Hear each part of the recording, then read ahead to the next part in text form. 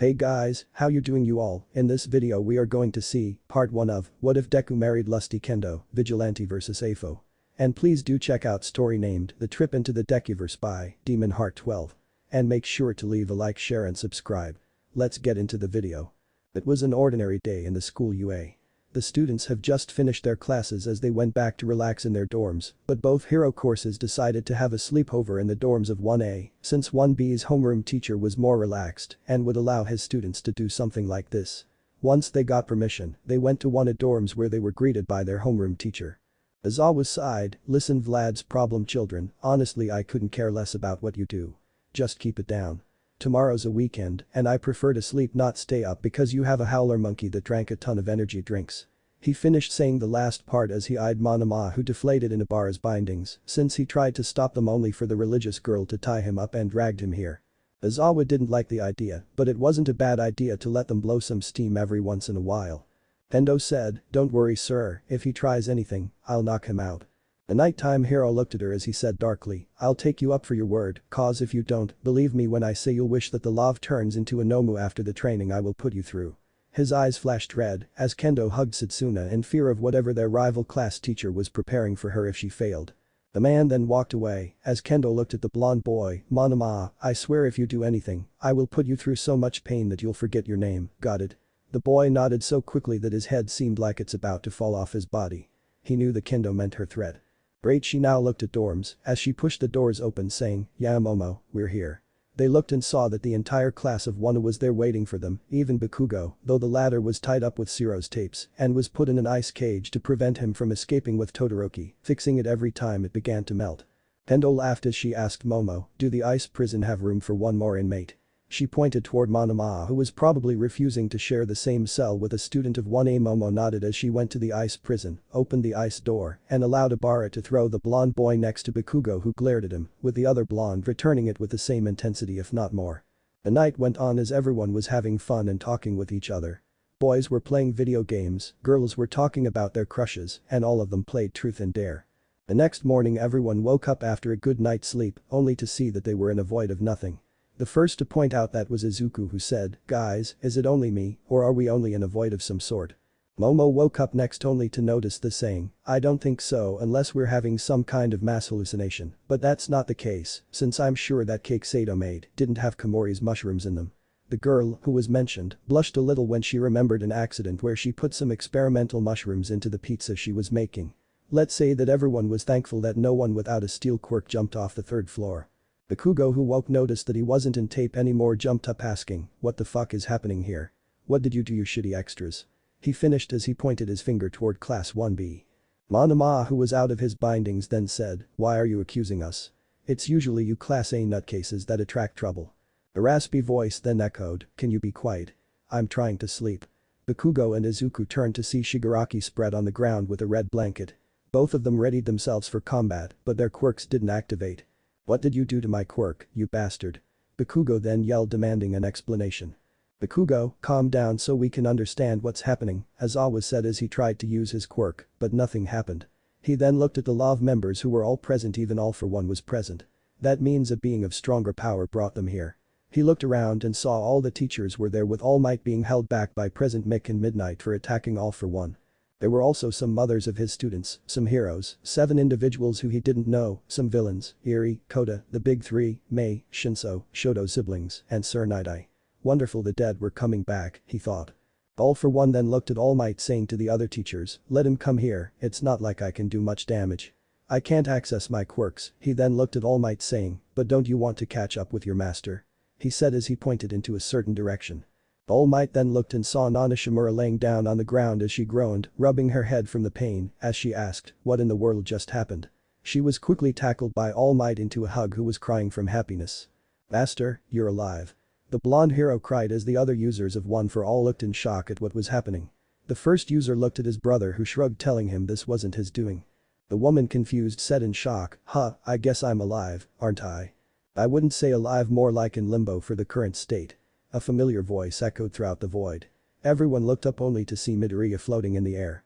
This caused mixed reactions as they didn't know that Midoriya could do this until Izuku spoke up, "Guys, I'm still down here," he said but then added, "I think at least Everyone calm down so I can explain everything.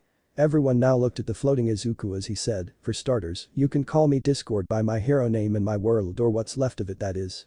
See this void that was my universe before it went out. Gasps echoed. Even AFO was shocked that someone managed to destroy the universe. Don't worry, it happened naturally. I calculate that it will return back about 3 billion years later. Mr. Discord, Uraraka called out, can you tell me why you look like Deku? Alright, my good friend Discord disappeared before appearing down beside them as he began his explanation. You see, I am Izuku Midoriya, or at least a version of him. In my world, the entity of chaos tried to possess me to try and escape his punishment, but he failed, and I managed to take his powers. I was thought to be quirkless till I was 15, to which I did something that activated my powers. All Might was there and offered me his power, and before you ask. A brief history of AFO and OFO was transferred into everyone's head. Good. Save your questions for later, and for someone who actually cares, I refused because the previous chaos spirit warned me that I would die. Discord went on to explain what happened in his world from his training to his time in UA, his marriage with his world's version of Pony, the war with Love, and finally the end of the universe. Mina was the first to break from her shock as she looked at Pony, who was blushing like crazy, and she said, damn Pony, I didn't know you have in you, girl. To actually marry the cinnamon roll of our class. It must have been an experience. The horse girl began to mumble something in English, but was shocked when Abara whacked her saying, language. The girl was shocked that the vine girl actually understood her, given that English was her worst subject, but then Discord said, yeah, in here I made it so that everyone gets to understand everyone. The girl blushed as her friend understood what she said. Nezu looked at the chaos user, before asking the entity that brought them here, young Midoriya. He stopped for a moment, remembering that Izuku is older than AFO, so here he started, Mr. Discord, do you care to explain why you brought us here? The entity appeared before him and said, why does anyone do anything? He then took a dramatic pose, sheer absolute boredom. Hiru then said, you seriously brought us here because you're bored? Yes, he started, but believe me, you'll have a blast because today you'll be granted the experience of traveling through the Dekuverse. All the individuals were shocked that they will be watching different versions of their friend. It was Eri who was brave and stood up asking, does that mean I will see different versions of Mr. Deku save me? The being nodded his head as he gave Eri a candy apple along with Kota. Izawa then said, Dekuverse. Like, do you mean you will show us different versions of Problem Child? He looked at Discord, who nodded his head. The hero then asked, can I get my sleeping bag so I can protect myself from Mimi? Izawa said, pointing to Ms. Joke, who was trying to hug him. Izawa's wish was granted and he slept in his sleeping bag. Izuku then said, can I ask a question? He just needed to know something that irked him. Discord replied, already knowing what his question is. You said different versions of me, so does that? He was cut off when Discord said, expelled Dekus, married Deku, quirkless hero Deku, quickred Izuku, superpowered Deku not by quirks like me, villain Deku, vigilante Deku, Deku at the beginning of quirks, no quirk universe Deku. In other words, it's going to be quite the dozy.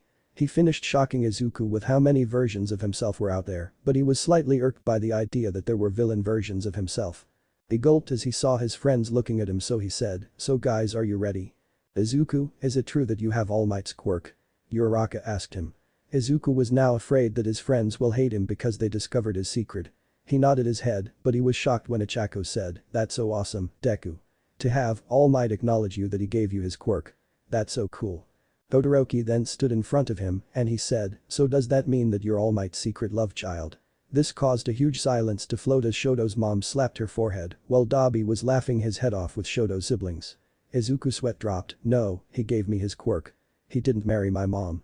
Before anyone can say anything, Discord then said, alright, I know all of you want to say how manly Izuku is, how cool he is to have All Might give him his quirk, but you have to know that everything that happens here will be forgotten, so it doesn't cause disturbance to the stream of time.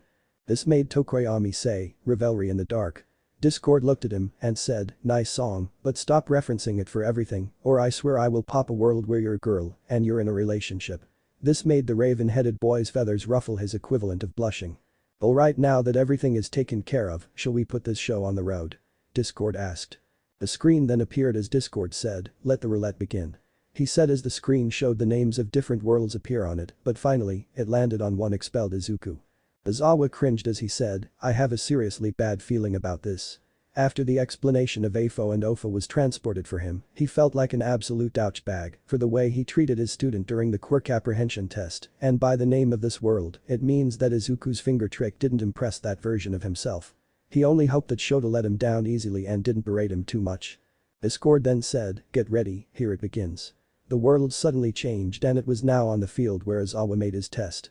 All 1A students shivered remembering this day, causing it was the scariest moment of their lives, and now Momo was afraid as she knew from this world that Aizawa was serious about the whole expelling thing. It showed the usual thing that happened with 1A, Bakugo throwing the ball, Mina saying it is fun, the tests, and finally Izuku's ball throw. Izuku stood there clutching his finger as he said with a victorious smile, "Sensei, I'm still standing." The boy had tears in his eyes. Was it out of fear or happiness? Aizawa couldn't tell, but he knew one thing. The boy failed the objective he gave him, which was to control his quirk without hurting himself. What a waste of a good quirk. "Why are smiling as if you've made the find of the century?" he said to Izuku, making the smile drop. "I asked you to show me that you can control your quirk, but you only showed me that you can limit the damage. Did you honestly think that this will save?" Aizawa slapped his forehead as he said, "If you want to expel him then do it. No need to belittle him and destroy him." Vlad then said, "Yeah, I kinda agree that this is taking it over the top. And this is the reason I read my students' files before I entered the classroom. Tell me, is it a waste now?" The blood hero said with a smirk at the nighttime hero who groaned, knowing that he will have to change his ways to avoid things like these in the future. Discord made a note to put this into Aizawa's head to change his methods later on. "But, I'm still standing." Izuku was cut off by Aizawa's scarf wrapping around him, "So what? Tell me, can you redo the rest of the exams now?" Izuku Midoriya, in my entire history of teaching, I never saw anyone who was so arrogant that he thought that they don't need to train their quirk. You are a disgrace to every person standing here. You don't deserve to be a hero, and I will make it my personal mission to blacklist you from every hero school possible, because if you neglected training your quirk, you will neglect hero training and only become a liability in the field. Having a heroic spirit is something, but you don't have the will, control, or even the demeanor to back it up, so go home, you're expelled." Aizawa's declaration was followed by Bakugo's laughter. Silence was now ringing in the area, both in that world and among its viewers. Everyone was shocked that Aizawa would say something like this, or that he'll promise to destroy somebody's future because he thinks he isn't serious about being a hero. Ibarra then said, "Dear Lord, I heard some of Aizawa-sensei's methods were a bit extreme, but this is taking it a bit too much." "Tell me about it," Vlad said, shocked that his colleague could be capable of such cruelty. He himself has expelled students from before, but it was always due to behavioral issues and disrespect, but this version of Aizawa takes the cake for being cruel. He knows the hero world is not all sunshine and rainbow, but there is no need to be that cruel. "Why would Aizawa-sensei say such horrible things to Midoriya?" Toru asked. Even though she wasn't a close friend of his, the girl could say that she respected his work ethic and how he constantly trains to further improve his quirk. It was truly inspiring. Aizawa-sensei, the girl looked at their homeroom teacher with concern. The man looked like he had just seen a ghost in front of him. She was sure after learning the truth about Izuku's power that her teacher must feel horrible for not letting him explain.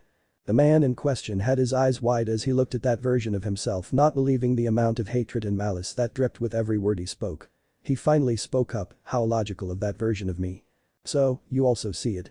Discord asked to see the man nod his head from his sleeping bag. Eri then said, "What are talking about, Mr. Deku?" "Well, you see Eri," Discord began to speak, "Aizawa really dislikes All Might, and when I say dislike him, I mean really dislikes. So that world, Aizawa saw that myself have a similar power to All Might and he allowed himself to project all his hatred on him."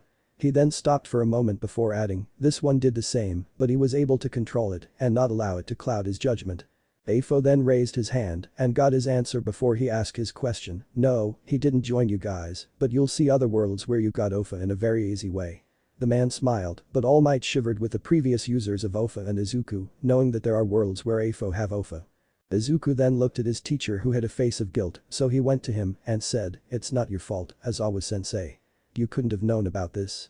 The man smiles at his student before looking back at the scene. Izuku looked at the man with pain in his eyes as he tried to say something, but he couldn't. Aizawa then said, "Well, you heard me. Beat it. I have other tests to finish." On the side of the field, All Might was clutching the wall so tightly that it almost broke from the pressure. The man was past his patience point. He was now ready to go and Texas smash that person to Saturn's rings for the way he was treating his successor. To think that a teacher would bow so low, make it his personal mission to blacklist him. That won't happen unless I have something to say about it, All Might thought. He was about to go and confront them, but a voice spoke up in Izuku's defense. "You can't expel him. He's a true hero." Aizawa, All Might, Izuku, and the other students all looked at Ichako. Mina and Toru smiled as they said, well, it seems even in there you seem to have a crush on Midori." The gravity girl then began to float in embarrassment as she saw that version of herself put everything on the line for her friend with her friends teasing her. The other girls then began to tease her till Discord said, I don't know what you're teasing her about. I mean that are many worlds where every one of you is either a couple with him or are married to him and have children from him, even female version of some of the males. I mean during my time I saw a little of female Todoroki, Bakugo, and even Kirishima married to him. Said boys all blushed with Bakugo growling like an animal waiting to be released. They all turned back to the scene to what else happened. Izawa smiles darkly at Ochako as he asks, and oh please, do tell me why I can't expel him. The girl shivered under the man's gaze, but steeled herself as she said, because he's a true hero. He risked his life to save me when nobody did. This caused Iida to clutch his fist remembering how he ran away that day. If it wasn't from him that day, I would have been horribly injured for life or dead at worst. But he has no control. The teacher was shocked when the girl cut him off, and that's why we are here to learn how to control our quirks. You're just making excuses to expel him, and I won't stand for it. The teacher having enough of this said, you're Raka, do you want me to expel you? The girl then said, no, don't. Everyone, except the villains, was shocked at how Ochako backed down quickly, but Discord then said, don't count your chickens yet. You need to be patient. Continue watching and then judge. Everyone nodded their heads and continued to watch to see what Discord was talking about. Ochako then continued saying, because there's no need for it.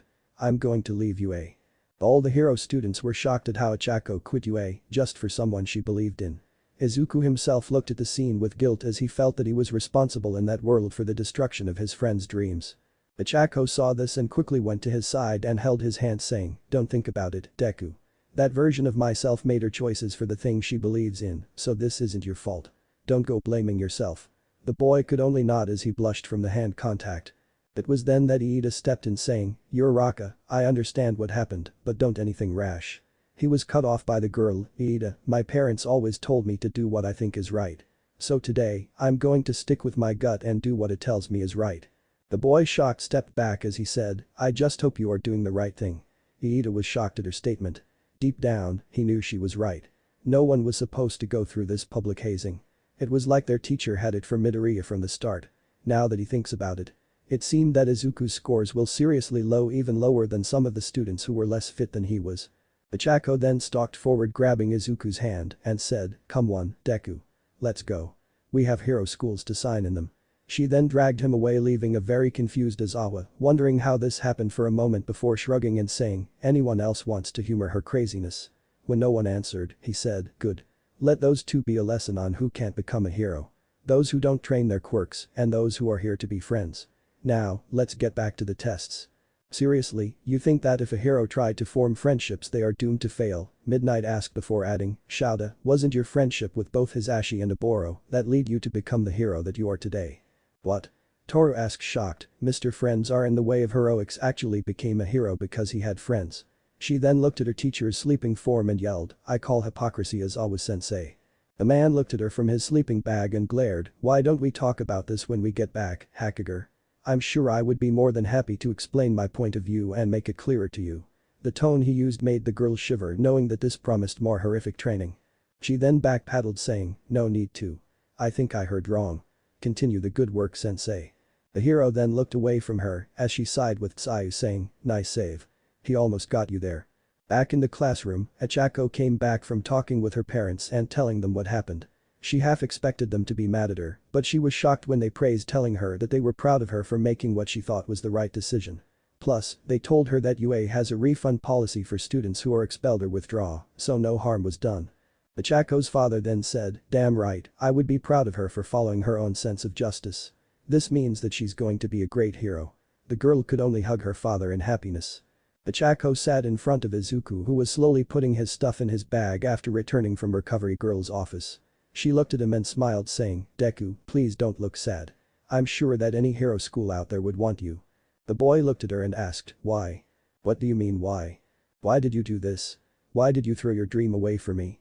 The boy shouted shocking her, he's right, you know. In my entire life, I was nothing but a worthless waste of space. And now that I have a quirk, I am still that same worthless nobody that can't save anyone's life even if it depended on it. So why did you sacrifice everything for someone so worthless like? The boy was caught off when he felt something slap his cheek.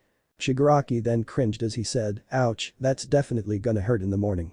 This caused the girl who did it to blush heavily as she began to float away with Tsai using her tongue as an anchor to hold her from floating into the abyss.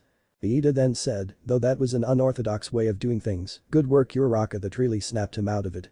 Said girl from her floating position lifted a thumbs up to the boy who was blissfully unaware of how horrible she felt right now. "Stop. Don't ever say that ever again. You are not worthless. You are not a nobody, and most importantly you're a hero. My hero. When everybody ran away that day, you were the only one who walked to save, so that makes you a hero in my books, unlike what that bully said." The boy looked at her as tears began to flow from his face. The girl quickly embraced him in a hug, blushing heavily, but she patted his head saying, "It's alright, let it all out. I promise we're going to be the world's greatest heroes, Deku." The boy then pulled away red-faced, although he had a small smile as he wiped his tears away. "Thank you Uraraka," he then added, "but could you stop calling Deku?" The girl was confused at the request as she asked, "But isn't that your name?" She could have sworn that Mr. Exploding Pants called him Deku when he was expelled. AFO then said, "Really, I'm sure everyone knows that the name means useless." This made the girl blush as she said, "I thought it meant to cure like you can do it." The girl explained herself to the 200-year-old villain, ignoring Bakugo who was pissed off after being called Mr. Exploding Pants, before asking, "And why am I speaking to you so casually as if you're my friend?" This made even the villain raise an eyebrow, or he would if he still had them. He looked around to see various villains sitting around with heroes and talking with them and discussing their opinions about what they were saying. He looked up only to see Discord smiling, "So I assume you made some changes here so that we can treat each other casually without the fear of us trying to rip each other apart." The entity of chaos only gave him a thumbs up. "Now, let's continue," he said as he pointed to the scene. "No, not really." The boy continued to wipe his tears as he said, "It's a name that Kakin made for me. It actually means that I'm useless and worthless." The girl looked in confusion thinking about this Kakin person, but she concluded that he must be Mr. Exploding Pants. She then quickly apologized saying, "I'm really sorry. I didn't mean it that way. I thought I meant to cure. It just gives off a you can do it vibe, if you know what I mean." The boy's eyes widened as the girl now gave him a positive meaning to that damned nickname that have haunted him from childhood. He then smiled at her saying, "You know what, I don't mind you calling me that. It sounds better coming from you." The girl blushed as she looked away from embarrassment. A cough then drew both their attention. "So that's how you stopped feeling annoyed whenever I called you by that name. And here I thought you grew in it and owned it. Turns out, you needed a girl. Bakugo was cut off, in some worlds, you date her." This made Uraraka cry knowing that some versions of herself date Bakugo with the other girls counseling her. Bakugo only scoffed as he looked away. Ichako was now looking at an old bony man who looked like he hadn't eaten in years. The man walked inside the room and introduced himself, "My name is Toshinori Yagi, and I was young Midoriya's personal trainer by the request of All Might himself."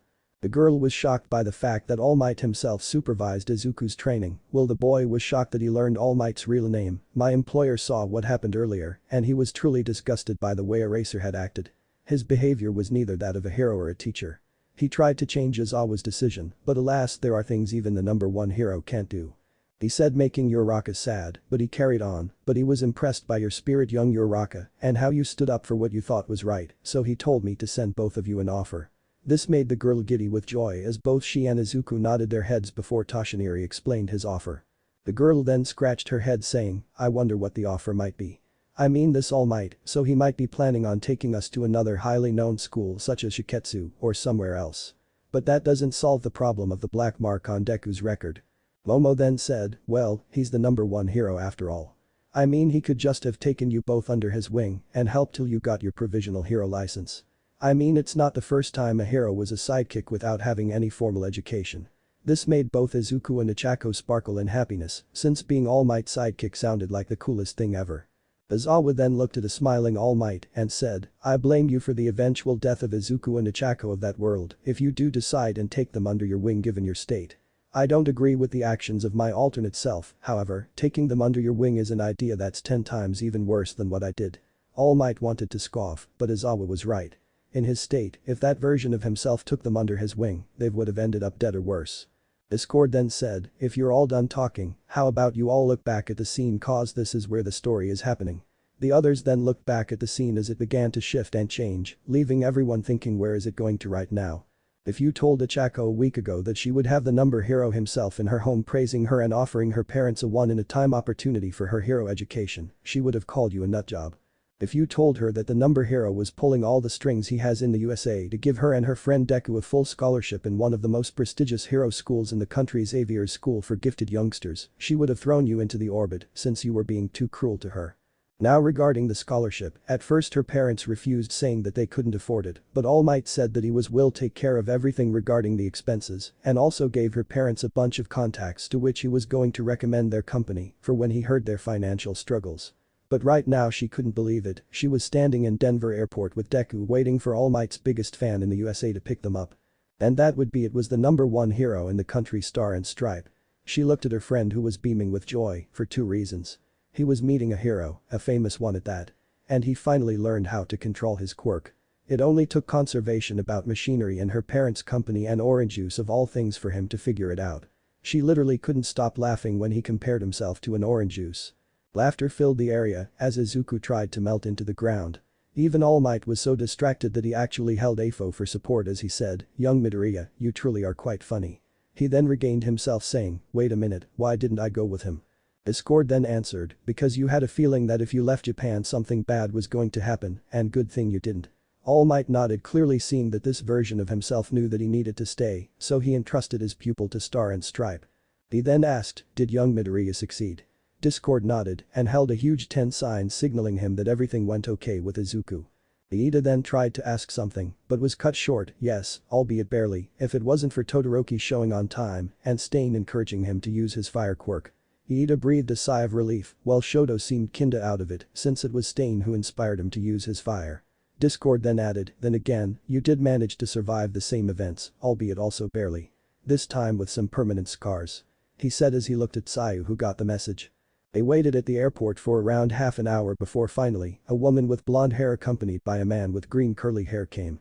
Izuku saw them and smiled. He then began crying as he hugged the green-haired man, who hugged him back saying, "Hi there, champ. Ready to go to school? And what happened to stop being a crybaby?" The boy looked at him and said, "I'm sorry, Dad. I just missed you so much." Achako on the side smiled at the family reunion. Izuku's dad then noticed her and smirked, "Izuku, is that the beautiful girl that stood up to you when Eraserhead tried to single you out?" The boy blushed, as did Achako, while Hasahi laughed at their misery, only to be whacked by the blonde woman who said in English, "Hasahi, you're a grown man, and yet you can't act like it." Said man then pouted and looked away. Izuku then dared himself to ask, "Excuse me, but are you?" The woman smiled as she said, "Yes, I'm America's #1 hero, Star and Stripe. My name is Kathleen Bate. It's nice to meet both of you. From now on, I'll be personally training you both on behalf of All Might." She then winked at Izuku, signaling to him that she also knew about AFO. She carried their bags and said, "Well, let's go. Sure, All Might managed to score a full scholarship for both of you, but that doesn't mean you don't have to train and slack off. Xavier's school isn't for the weak-hearted. So are you up to the challenge?" Both of them smiled as they said, "Yes, ma'am." And with that, a new chapter in their life began.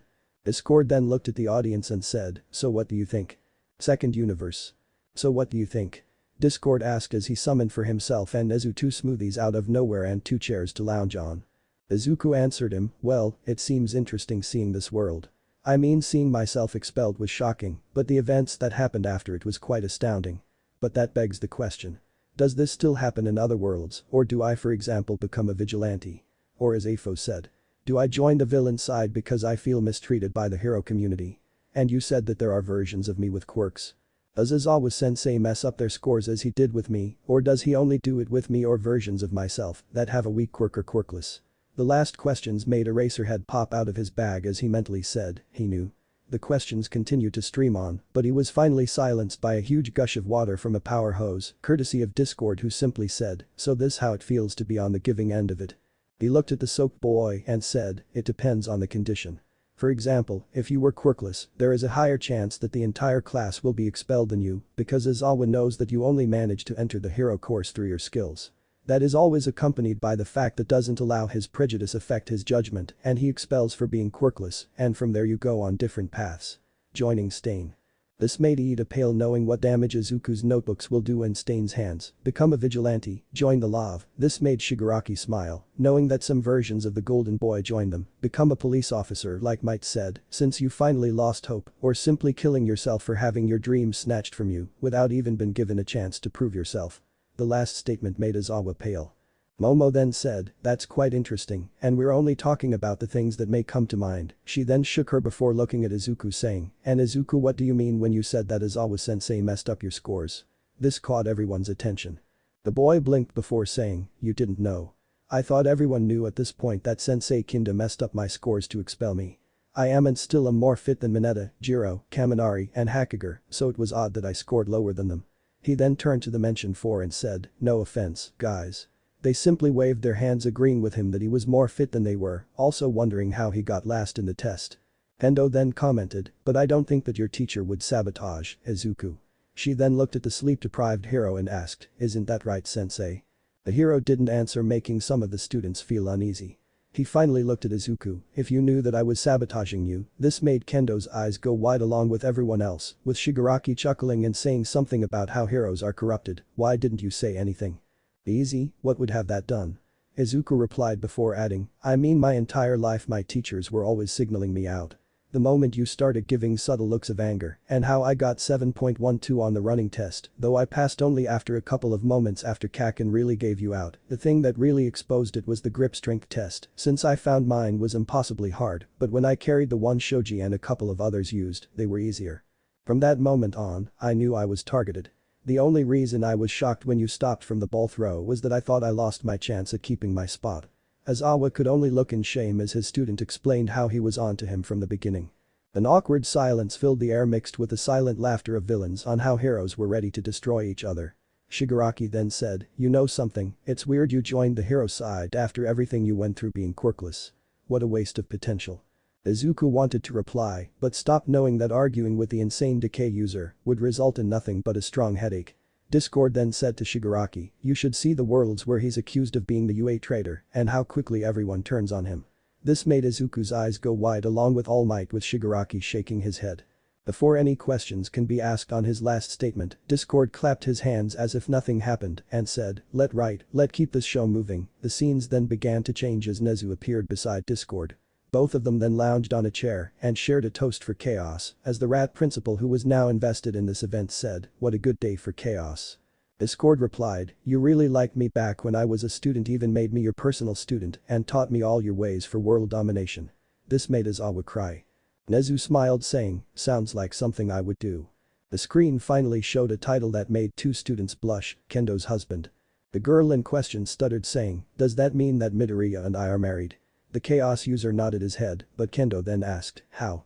We didn't even know each other before UA. Surprisingly, Mineta answered her, look, even though I'm jealous of that Midoriya for scoring a babe like you, this is another universe. Events happen differently. The girl nodded her head. Discord then said, you know, through my travels. You were the most girl from 1B in a relationship with another version of myself. This made the orange tea blush, followed by Tokage, who smirked, Yui, who kept a calm expression, Ibara, who hid behind her vines, Ryuko, who had a small blush, Pony, who covered her face, and finally Kanoko, who simply huffed, being the last. The chaos user then said, although my personal favorite is Ibara, the girl now resembled a strawberry with Izuku, who was sharing the same predicament.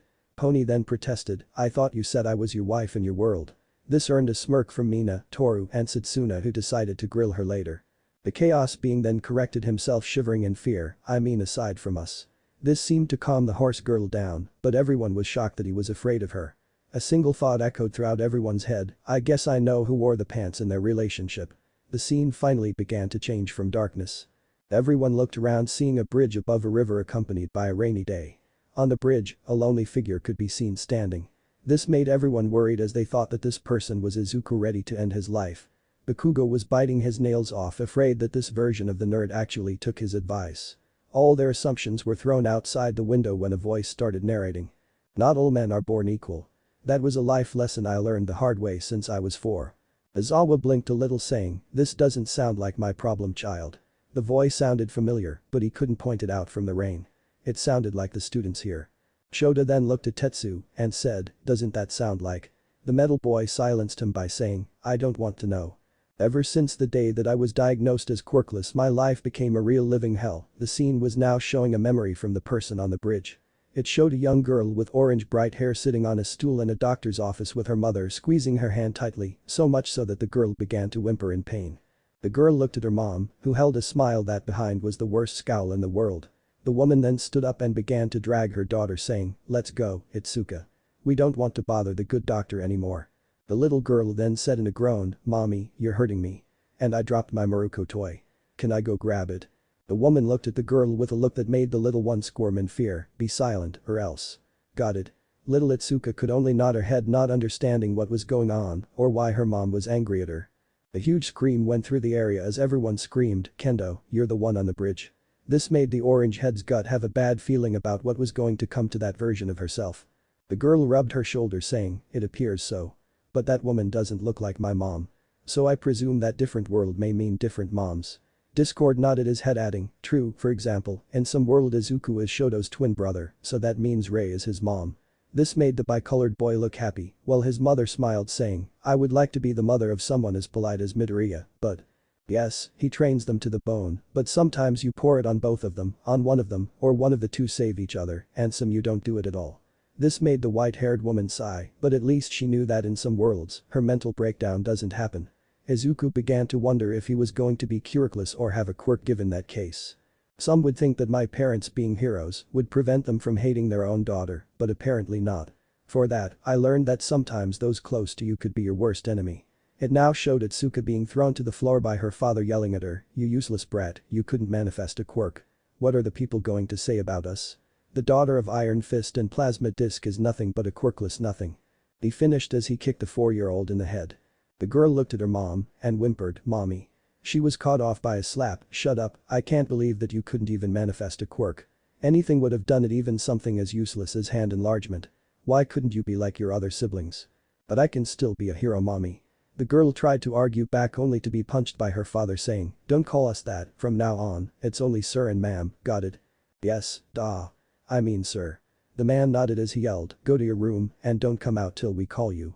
And for that day forward began 7 years of hell where my family would treat me like an outsider. My own parents kept me out of family events. My own siblings were taught to hate me and use me as quirk practice. I was barely fed and I was never allowed outside my room except for school. Endo looked with a shocked expression at this version of herself and felt her tears stream down her cheeks as she said to Izuku, "Is this how you were treated, Izuku?" The boy shook his head saying, "No, thankfully my mom wasn't like that. She supported me all the way and always protected me." Izuku said as he hugged his mother, who hugged him back, but he mentally thought as he remembered that different worlds have different events, at least this version of myself that is. Vlad King looked at the screen with disgust as he said, "To think pro-heroes would do this to their own daughter just because she's quirkless." The man then wiped a tear that fell from his eye. AFO smiled as he hoped that this quirkless girl fell into his hand, but for the title, he knows she was saved. "You would that my best friends in the world would support me in my time of need, but I was sadly mistaken.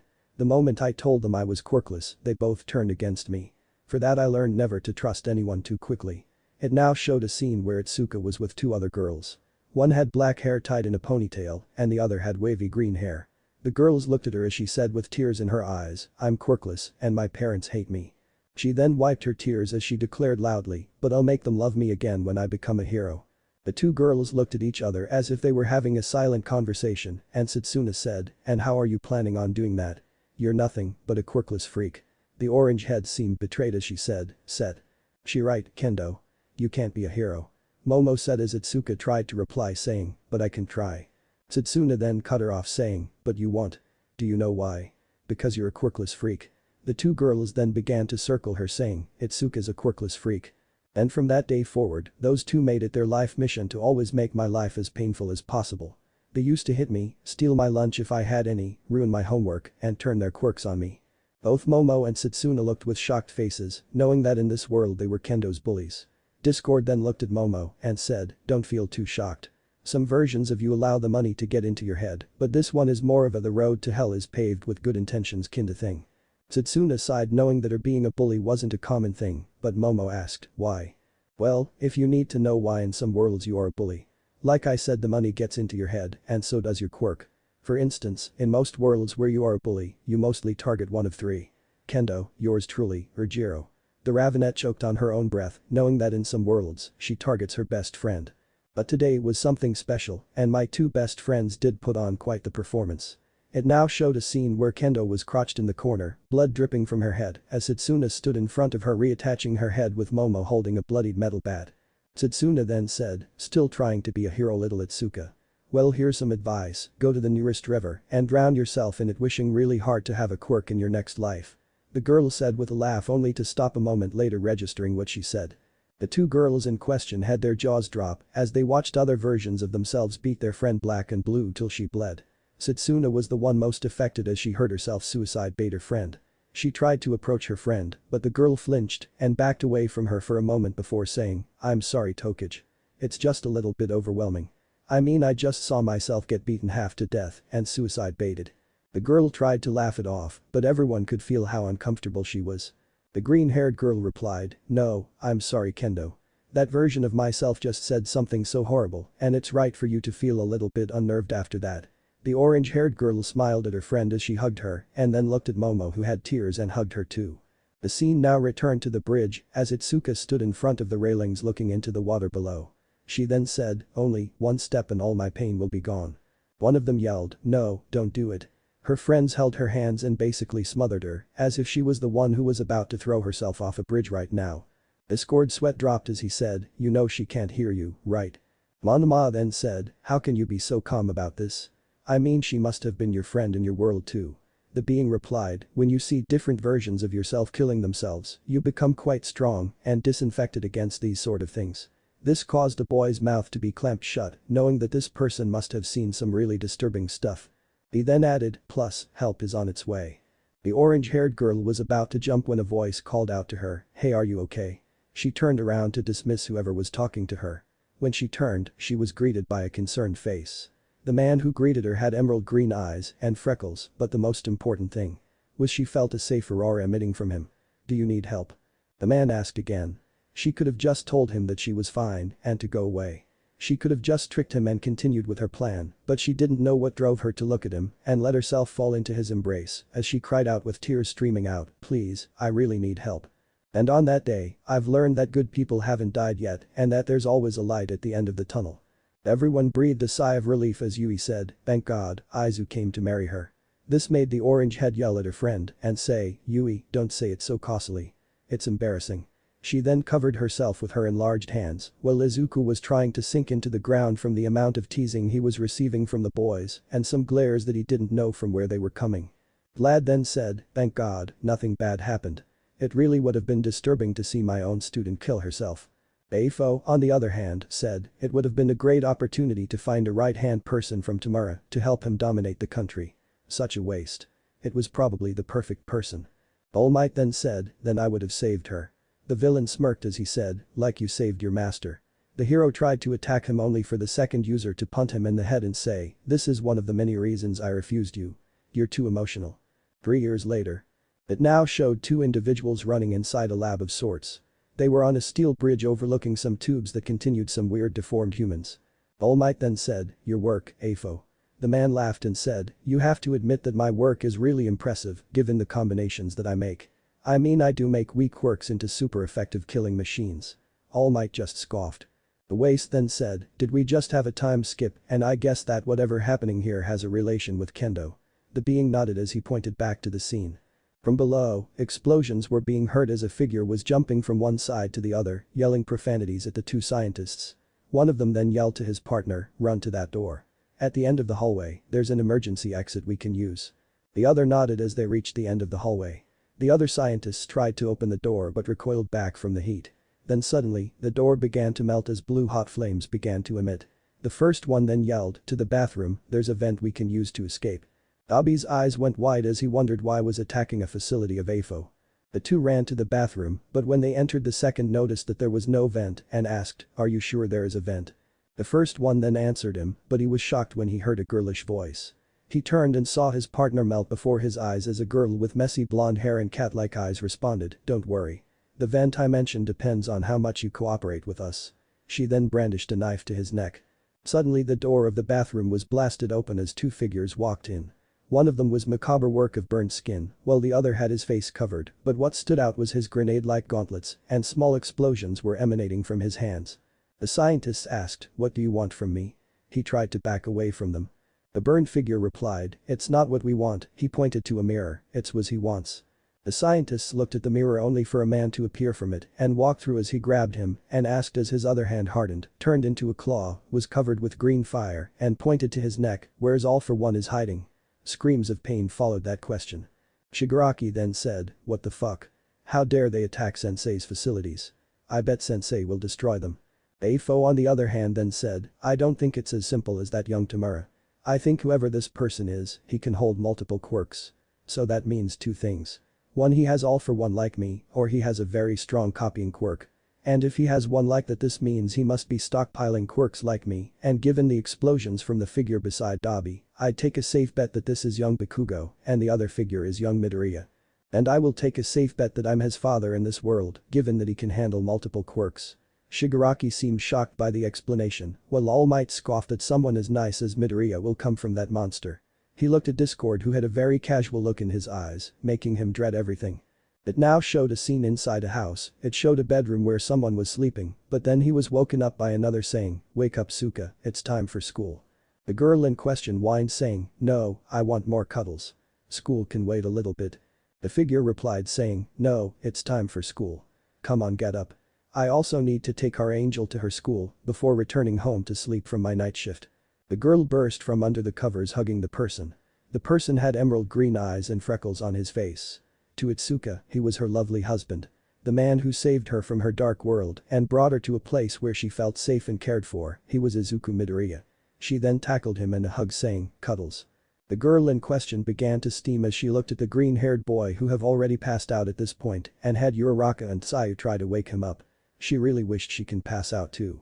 She was so embarrassed, but at the same time, she felt happy since that version of herself found happiness. Aren't they too young to be married though? She wondered. Dokage walked up to her with meanness saying, well, look at that Kendo, who knew that you were a cuddle type kind of person? And what do you know, you have a daughter with Greenie in that world? The girl shook her head as she said, I'm not. I mean I am. Discord then neck-chopped Dokage, who pouted and said, leave her be, more embarrassing moments will come going on forward and you'll be among them. The green-haired girl then stopped as she continued to watch, making a vow to tease the hell out of Izuku when a world where she's a couple with him appeared. Izuku said, alright, 5 more minutes, but you have to get up. He said as he kissed her forehead and then added, by the way, we're going to the Bakugo's house today for dinner. The girl smiled because she was going to see her brother figure, Kitsuki. From the outside, he may appear to everyone as a jerk, but he's really one of the most caring people she ever met, albeit in his own rude way. Bakugo stared in shock. There's a world where a quirkless person sees him as a brother figure. It just made him feel weird given all the abuse he put his friend through. Itsuka then asked, can I ask 2 questions? First, how are we married and we're that young? And second, why is Bakugo nice and we all know that he's a piece of trash? This caused the explosion user to get angered saying, do you want to die, carrot head? He was ignored. Discord answered her, well, for one, in that world quirkless people are legally adults by the age of 11, so both you and Izuku are adults, so you can be married, but Izuku's case is complicated a little bit. As for Bakugo, he has his own reasons. And why are quirkless people adults in that world? Is it to give them special rights given that they're really disenfranchised? Achako asked. Discord gave her a blank stare as he said, no, it's to give their parents a reason to kick them out without legal repercussions. The girl quickly deflated knowing how quirkless people had it rough. The door was flung open as a figure quickly barreled itself into both Itsuka and Izuku, only for Izuku to say, how are you, Angel? The figure was then revealed to be a little girl with curly green hair and emerald eyes, but when Izuku rubbed her head, a little white horn appeared. The girl answered, I'm really good, Daddy. She then looked at her Itsuka and said, and Mom, you should really get ready for school today. Itsuka popped out of the hug with a small pout as she said, no fair, Eri, both of you and your father teaming up against me. I want to revote. She then hugged both of them before sighing and saying, I'm ready. Back with the audience, Eri innocently looked at both Kendo and Izuku and asked them, does that mean you're both my new mommy and daddy? The two teens fidgeted as they tried to weasel their way from answering that question. One wrong move and it could make the girl extremely depressed. Finally, Kendo gave in saying, yes sweetie, that makes us your mommy and daddy. The little girl then grabbed both their hands and smiled saying, can you two hug each other like those two? Both teens blushed, but they powered through, not wanting to make Eri feel sad. Izuku discreetly shot Izawa a dirty look, who only gave him a shit-eating grin that meant he enjoyed his misery. Eri then hugged them both saying, I really love mommy and daddy. This made both Izuku's and Kendo's hearts melt. At the same time, they couldn't help but feel a combination of deadly glares feel on their backs as if they were prey and a predator was waiting for them. Izuku sighed as he slammed the door shut after All Might left his house. It's like One for All has something against me. Why does my wife have to hold this cursed quirk? And to top it off, she has to face my villainous father of all people. The day was great. At least as great as it can get in Izuku's mind. Yesterday, he gained a new quirk from the scientist he beat the shit out of. It was some kind of eye laser quirk. Pity that he chose to work for my dad. The disembodied voice echoed out saying, Izuku Midoriya, real name unknown. His quirk is permanent copy which allows him to copy any quirk factor regardless of the type. Mutations are his less favorite, but he has a huge arsenal of them, including the quirk of the number 2 hero Hawks. Izuku Midoriya was a lot of things. A loving father, a good husband, an awesome bartender, and lots more, but the thing he hated about himself was that he was a liar. He hated that he had to lie to Itsuka about his real identity, who he was, and that he had a quirk. He hated that he had to lie about where most of their money came from to her. He hated that he couldn't just tell her the truth, but he just wanted to keep her safe from his dad's clutches. The man had a serious liking to destroy the lives of anyone affiliated with an AFO user, but now she was in the crossfire, and he wasn't about to get caught in it. He was thrusted out of his thoughts when Itsuka said, I can't believe it, Aizu. All Might wants to train me and wants me to have his quirk. Isn't that awesome? The boy using a quirk he copied from on the street that allows him to smile no matter what said, yeah, that's really great. And I can't wait for you to prove all those doubters wrong, Maisuka. The girl blushed as she covered her face and said, alright, I'm off to the dojo. The teacher wants to teach me a new technique before I go to the entrance exam. The boy flashed her a smile and waited till she left the house. He then took out a weird-looking phone and called it saying, guys, code. Transfer has occurred. I repeat, code. Transfer has occurred. We need to double our efforts to find him. AFO was laughing so much that he almost had a vein pop. The man was have to double over and roll on the ground as he said, that's really hilarious. My son shares our hate for One for All, though it's because of the curse that accompanied represented by me. Nana could only look at that Izuku and sigh understanding what he was feeling at the moment. Doc said, how the heck was he able to grab my quirk? A smack from Endeavor to his head caused him to turn to the flame hero as he said, what the heck man, why did you smack my head like that? The flame hero then said, I smacked you because of all of that handshaking you do all the time. I'm sure he pretended to fan to gain your quirk. Be careful, we don't need someone like that in our world doing that to you. The winged hero looked down at the ground as he thought about what the flame hero said and nodded. AFO then said, it must be amazing for my son to copy One for All, or at least its components, and do the thing I failed to do. This causes Yoichi to say, what are you going about brother? He can't copy One for All. The man nodded his head but retorted, read the description of his quirk better. It says that copies the quirk factor, not the quirk itself, and yours is made of 2, so he was able to copy your transference quirk and the one I gave you. Now that I think about it, that version of young Midoriya has a non-lethal all for one. This caused the other users of One for All to be shocked since the quirk stockpiled their quirks too, which means he also got their quirks. Izuku walked out of the bar that worked in as he entered an alleyway. Suddenly all of his clothes began to shift and mutate till finally he was wearing a black jumpsuit with dark gloves. On the gloves' fingers, there were portal openings for the fingers. The rest of the suit was rather simple. He continued to walk from one place to another till he finally reached his target, which was an old rundown building. He kicked the door as it opened, revealing his right-hand man Dynamite, or he knew him as his childhood friend Katsuki Bakugo.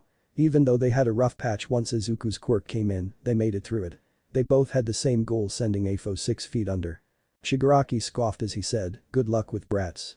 I bet Sensei will blow that version of Bakugo and Midoriya away, even with all of the latter's quirks. Kirishima had to restrain Katsuki from attacking the man. He looked inside the room to see both their allies Dabi and Himiko waiting for him.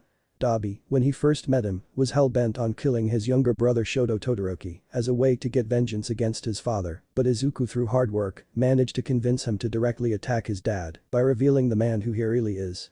Who knew the number 2 was such an ass? Himiko was a complicated case. She was a wronged spirit that both boys managed to save before she turned to the wrong side. It was one of Izuku's day patrols when he saw her. She was about to attack her classmate but jumped down, scaring the boy, and took her away. The girl begged him not to hurt her and told him her story. The boy felt sympathetic for her, knowing how it feels to have a shitty parent, so he and Katsuki helped her through their contacts in their underworld, or mainly Izuku's contacts, given that at the time Katsuki hadn't started his vigilante career. All the Todoricus looked at Dobby, who sighed and said, "Yeah, I'm Tuia." He looked at the screen to see a vigilante version of himself. "It's nice to see a version of myself where I lived my dreams and didn't become a walking representation of pure hatred." Emiko could only look with tears in her eyes to see a world where she wasn't forced to be a villain to live. "Well guys, All Might finally decided to pass his quirk." They all looked at him as Dobby asked, "Did you manage to get what you want from him?" The boy nodded. Dobby noticed the annoyed look his face had and said, "What happened?" In their little vigilante group, he was the big brother that kept everything in check. Izuku sighed. All Might chose, from the millions of people in Japan, my wife to be his successor. He threw a dirty look at Kitsuki, who looked away and shouted, "I didn't see the slime villain, okay? Do you think that a bug like that would have got me?" Emiko said, "Come guys, don't fight. We have to find a way to prevent it or at least change All Might's mind." It was then that Izuku lifted his arm saying, "No, I just can't do to her. This is her opportunity, not mine.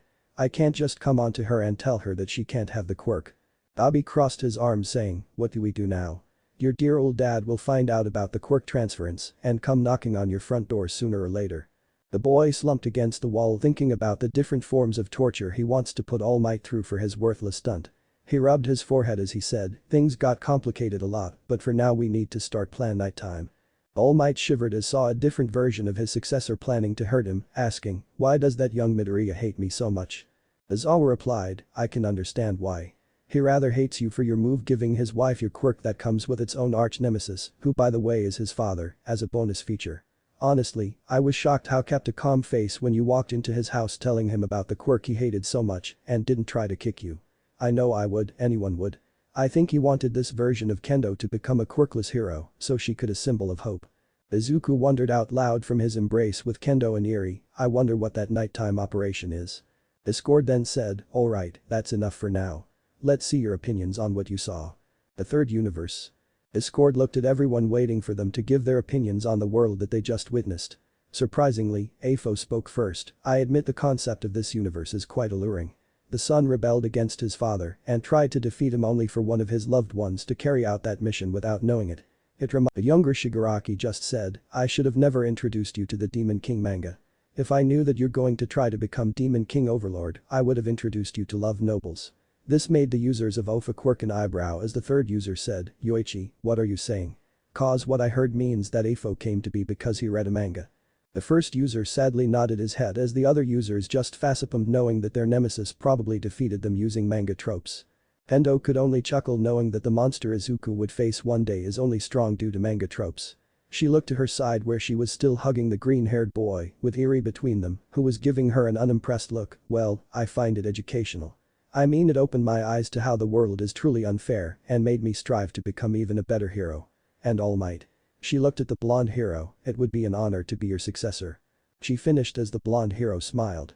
Discord then said, "Mini-me, what do you think?" Izuku replied, "It's kinda cool. I mean the ability to copy quirks. I can imagine a super move using Hawks and Ryuku's quirks with a fire, something like Rin's quirk, and a porcupine quirk, and some steel nails." The boy continued to carry on till Eri flicked him on the nose saying, "Daddy, you're muttering." The boy chuckled as he looked at her and smiled. He looked behind him as he felt some glares aimed at him. He saw Monoma and Tetsu with visible ticks on their foreheads and began to sweat bullets. Kendo looked behind her as well and she saw Uraraka and the rest of the Wanna girls glaring at her angrily. She simply blew a raspberry at them and mouthed, "I got him first. Deal with it." Unknown to the green-haired boy, the entire population of girls in the first year has a crush on him, with each girl trying to get him to notice her affection, but nothing seems to work given that the boy seems oblivious. Discord could only look and snicker at Izuku's situation as he saw the teachers putting a bet on who will end with Izuku after this. He then sweat dropped as he said, "Did they forget that they will forget everything once I send them back?" He then shrugged as he went to them, "I say that he will have a harem of 1A, 1B, and May." The teachers nodded as All Might chose Achako, Midnight chose Momo, Vlad King chose Itsuka, Power Loader chose May, given that he was the only person the girl talked about, Ectoplasm chose Tsayu, Hound Dog chose Abara, Mick chose Kyoka, Nezu chose same as Discord, Lunch Rush chose Mina, Cementus chose Itsuna due to his belief that opposites attract. Snipe chose surprisingly Yui saying that the boy seems to understand her without her talking when he once saw them studying together in the library. Eraser chose Toru, saying that Izuku is the only who seems to understand her. 13 chose the same as All Might and Recovery Girl after sighing for the 100th time chose Kanoko shocking everyone.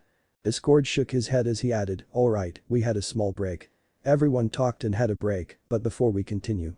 He snapped his fingers restoring AFO's face as the man cheered for being able to breathe. Does anyone still have anything to say? Itsuki replied, yeah, if Deku and I aren't there in the USJ, who saves the extras? And also who saved Drowned Face if Deku doesn't go to UA? The second question caused the girl's eyes to widen, but Discord said, regarding the first question, you both came to their rescue because yourself from that world managed to gain information about the attack, but Izuku being reckless was waiting for them at the USJ, and you had to make up an excuse with your mother so you can go and help him. This caused Katsuki to look at Izuku who chuckled awkwardly now out of the hug, but he was still leaning against Kendo who was playing with his hair, and for the first question, Kendo saved her although a little bit more wisely. Though in Izuku's defense, she did get AFO 3 months after meeting All Might, given that after she met Izuku, she started to train to be a hero. He stopped for a little before adding, she still broke her arm though to destroy the zero-pointer. Any other questions? Discord asked only for Todoroki to say, what happens after that? Or can you tell us some important details? Discord nods as he says, well, Kendo trains for AFO, she receives it, she breaks her arm, All Might gets a huge lecture from Izuku, she gets into UA, and stuff happens.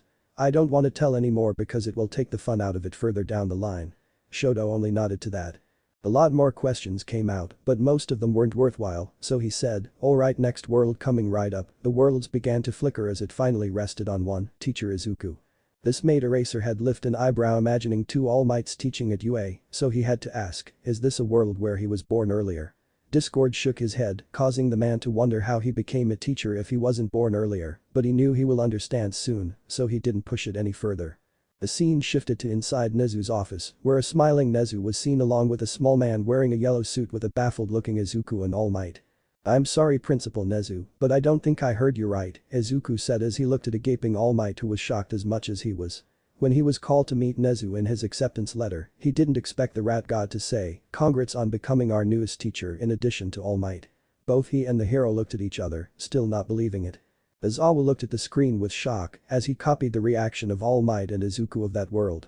Nezu could only laugh maniacally as he said, oh, Discord, I see why I made you my student in that world. You truly are a master of chaos. I'm honored that I was able to be a teacher to you. Izawa asked, how in the hell did that happen? Problem Child wasn't able to control his power, so how will he be able to teach a class? Discord bit his lip as he said, well, it's going to be explained right now, but I'll let you know that it's technically your fault since you put Izuku's name on the paper form for you and yours on the student form before stamping them and sending them to Nezu. His hands were tied and couldn't anything anymore at that point since it was finalized. Izawa could only slap his forehead for what that version of himself did and asked, please, was he? Discord cut him off, yes, he was. Kirishima figured his unbreakable mode before the sports festival. Izawa sighed in relief. Nezu added, I know that this might seem a little bit unnerving, given that you have no control over your quirk and you aren't a hero. The boy only nodded, so Nezu carried on, I really want to change what happened, but my hands are tied, given that the rules state that the homeroom teacher can't be changed under any circumstances after what the previous principal did. Izuku nodded his head remembering reading about the incident once. Izuku shook his head saying, how will I be able to teach a C class if I'm not a hero? Nezu nodded understanding saying, a warranted worry, but no problem. I already have a plan for everything. First, the man over there is Gran Torino. All Might's old homeroom teacher. Izuku looked at him as Torino cracked his knuckles and smiled menacingly, he will train for the next 2 months to master AFO with other teachers, training you in other things, such as combat and rescue tactics, till the end of the 2nd month, where you'll be applying to obtain your provisional hero licensing exam. Izuku's jaw dropped as Nezu added, and technically, you'll finish your 1st year here. As for your cover story, you'll be introduced as All Might's protege, who he was training in secret to take his place once he retires, to the hero commission, so they will agree. All in all, by the end of the year, you'll be the youngest hero in the world. Izuku blinked saying, so, I'll have an entire year compressed into 2 months, another into 3 months, and a third into 3 months. Nezu smiled as he said, true, I'm happy you understood the situation quickly. You were surprisingly more accepting than the teacher who was supposed to teach you, and now is your student. Izuku massaged his forehead as he looked at All Might who looked flabbergasted, okay, I accept not that I can't, but I have one request. Nezu was now cackling madly as he said, truly magnificent, I wonder who young Izuku will act like a teacher. I bet that the me of that world could have easily reversed that decision, but he only didn't because he wanted to mess with Shouta. Eraserhead nodded knowing that was something up the rat's alley. On the student side, Achako said, Deku as our teacher. Wow, that must have been awesome. I mean, imagine all the things he has for us in his notebook, and if he was given our quirks before he met us, that means he was able to analyze us more. Todoroki added, I admit it is truly intriguing how is he able to teach us given how he was at the beginning of the year. He remembered how his best friend used to shiver at the slightest sound. Momo giggled as she said with a blush, I believe that Izuku has great teaching capabilities and I'm sure the other teachers gave him some tips, but I only want to see Izawa-sensei's reaction to the first day.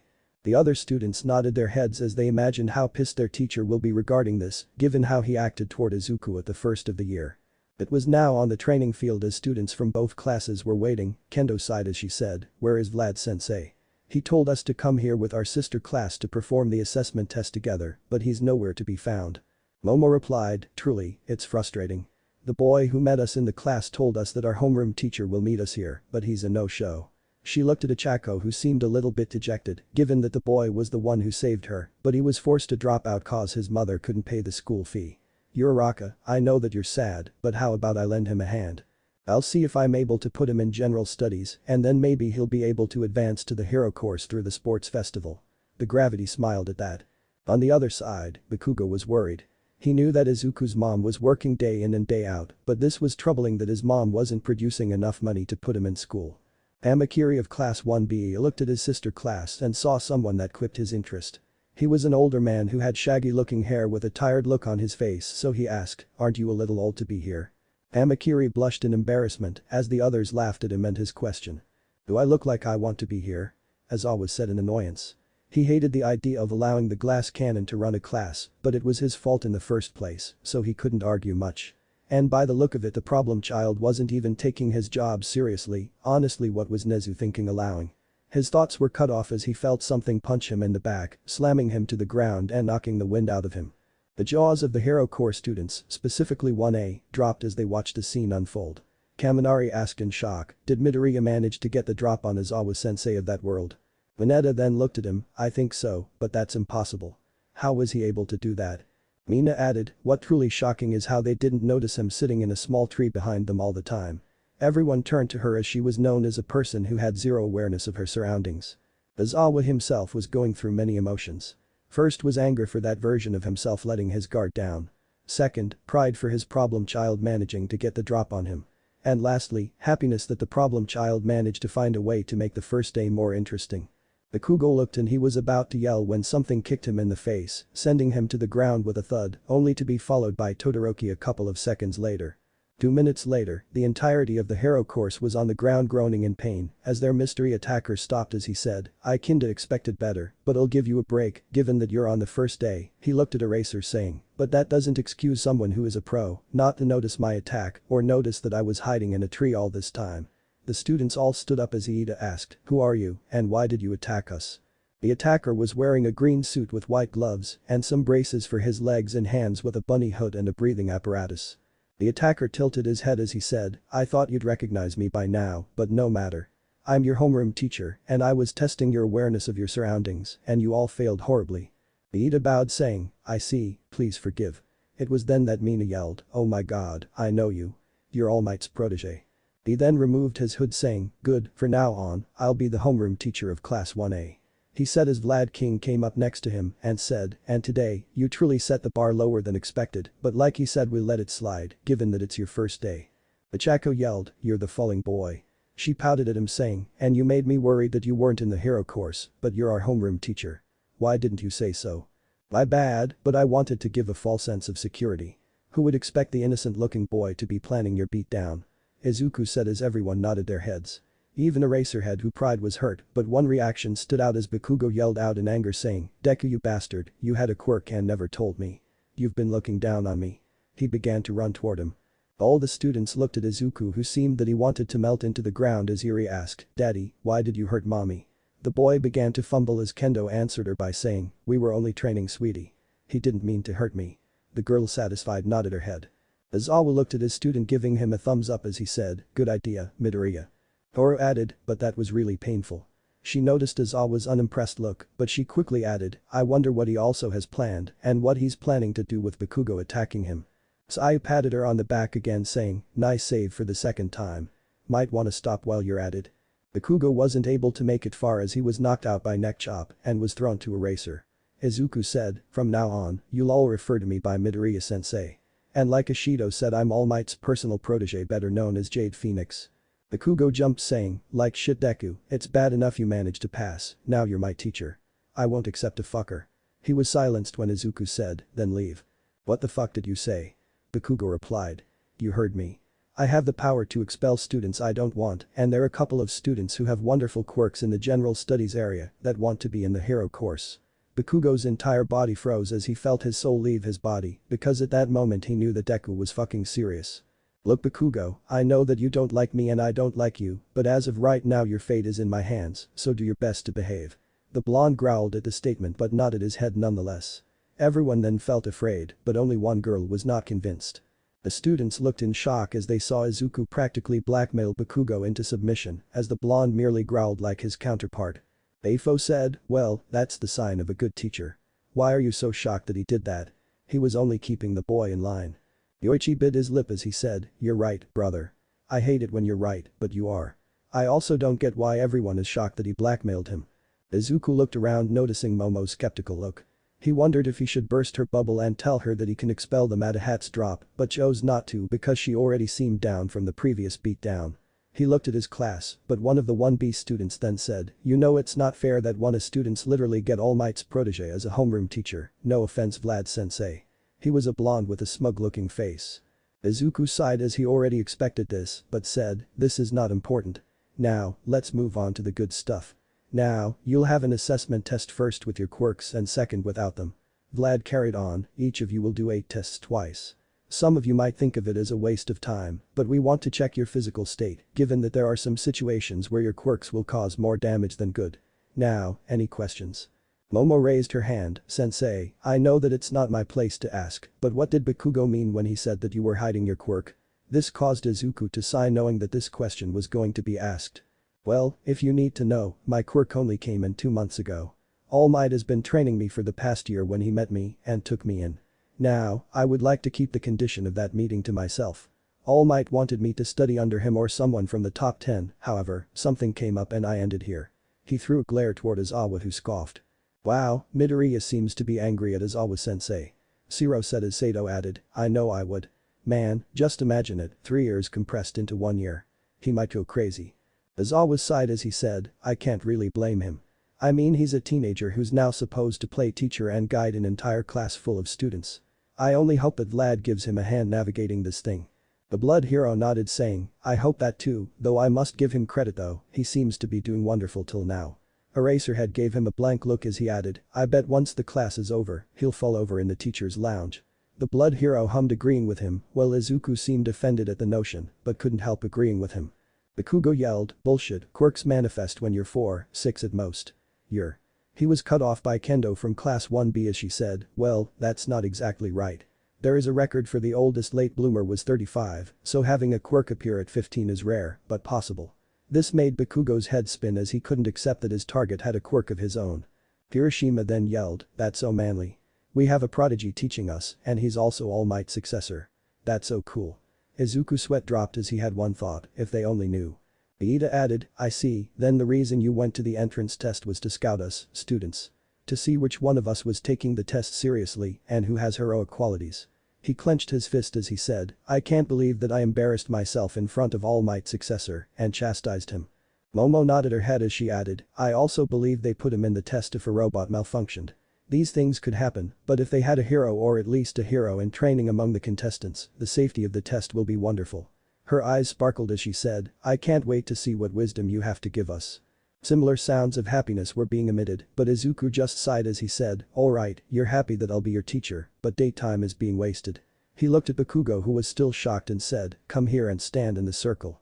I want to throw the ball with your quirk the hardest you can." Bakugo smiled as he took the ball and walked to the circle, "Don't hold back." The boy heard Izuku telling him. He grinned evilly as he threw the ball with a huge explosion. Izuku's phone was now connected to the ball as it timed with Izuku humming in approval. He then said, "Try it without your quirk now." The boy obliged albeit less happy. The device timed once again. He held Bakugo's scores being 810 and 80 saying, "These are good scores Bakugo." The boy puffed his chest in pride. Everyone hummed in approval seeing Izuku acting as a teacher. Some laughed at their counterparts' reaction to Izuku, while Bakugo seemed happy with his scores in that world. Nezu hummed, I gotta give him credit. He's taking his role better than I expected. I have a feeling that he had some sessions with me to help him get in the role. Discord nodded saying, true, you spent with him 2 months when he wasn't training, teaching him how to be a teacher. You also helped him with his lessons. However, he had a different idea for the lessons for the first years. Izawa hummed saying, what did he plan? He was really intrigued to see what Izuku planned. Discord answered him, Izuku made the first year a huge joint training exercise because he didn't want the supposed rivalry between the two classes to go with them when they graduated. It took a lot of effort, but he managed to convince Vlad after he mentioned a certain incident that happened with two of UA's graduates a year before. Vlad asked, what happened? He had a bad feeling about this incident. Easy. 2 students. One from 1A and one from 1B had their rivalry spark in the middle of a rescue mission, which caused their deaths and 20 civilians. Both teachers paled as they made notes to tone their rivalry. Meanwhile, Kendo gave Monoma a look that said see what happens when you allow rivalry to cut your judgment. The boy only chuckled. The 2 classes began to cheer as Mina said, we can use our quirks. That's really awesome. Zero added, this is going to be seriously fun. This sentiment was something that everyone agreed on except when Eraserhead said, fun. This is no place for fun here. You're here to become heroes, if you can't take it seriously. He was cut off by Izuku saying, enough out of you. They're eager to learn and push themselves forward. This kind of spirit is what we need to be exported to the world. Add to that, they're in a safe environment where they can learn. Izawa glared at him saying, you're not taking this seriously. This world isn't all sunshine and rainbows. You may be able to tank a hard hit, but they can't. Izuku replied, and you do. If I remember you don't have to worry about punching someone so hard, he blows. And if I may remind you, you ruin people's life at the drop of a hat by randomly expelling students who don't meet your standards, whatever they are like last year expelling an entire class. What kind of irresponsible teacher expels an entire class and to add to that gave them a black mark ruining their lives forever? Izawa scoffed, they had no potential. I didn't ruin their. But what if you were, Izuku said, quirk cloud. It gives the ability to summon clouds right on them and make them rain, snow, throw lightning, and many more. Izawa looked at him intrigued, I found her with All Might trying to steal a store because her parents kicked her out the day you expelled her. She tried to apply for a job, but no one wanted an expelled student, same thing with high schools. Currently, she lives with me and my mom while she doing a villain rehabilitation program. He gave Eraser an unimpressed look, you talk about ruining lives, but you do it so much it's actually funny that you lecturing about it. Izuku shook his head saying, you're the worst excuse of a teacher I've ever seen, so eager to traumatize your own students in the name of strengthening them. I'm pretty sure that they'll see that in the internships. And since you're so high and mighty, here's a test. In those 8 tests you have to do something to impress me or you're expelled on the spot. Izawa was shocked. He knew he was a hero, but he couldn't help but feel afraid. He then remembered what the other kid said about the boy and began to wonder if his whole entrance exam was a test and if this whole switch up wasn't an accident but something to test if he was still worthy of being a teacher. Alright, now that's over, let's continue the tests. Izuku said as he looked at the silent students. Izawa was shocked at what happened. His student looked the same. The man began to wonder if this is what Izuku really thinks about him. It was easily established that his student had no trust in him at the beginning of the year, but now seeing this began to let him wonder how his student really feels about him.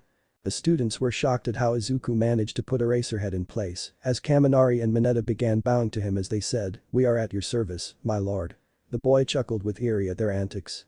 He then said, come on guys, you know what that version of myself is saying isn't true. The 2 nodded their heads while the other members of WANA only bit their lips. On the teacher's side, Vlad commented, I have to admit this went horribly wrong quickly, but somehow he managed to tame Izawa. The others nodded their heads, as Vlad added, I'm only grateful that Izawa reinstates them in our world. All Might nodded as he said, but I'm happy that this Izuku didn't cave in. Ectoplasm then said, I wonder what he will do about Todoroki, given that the boy will hold back.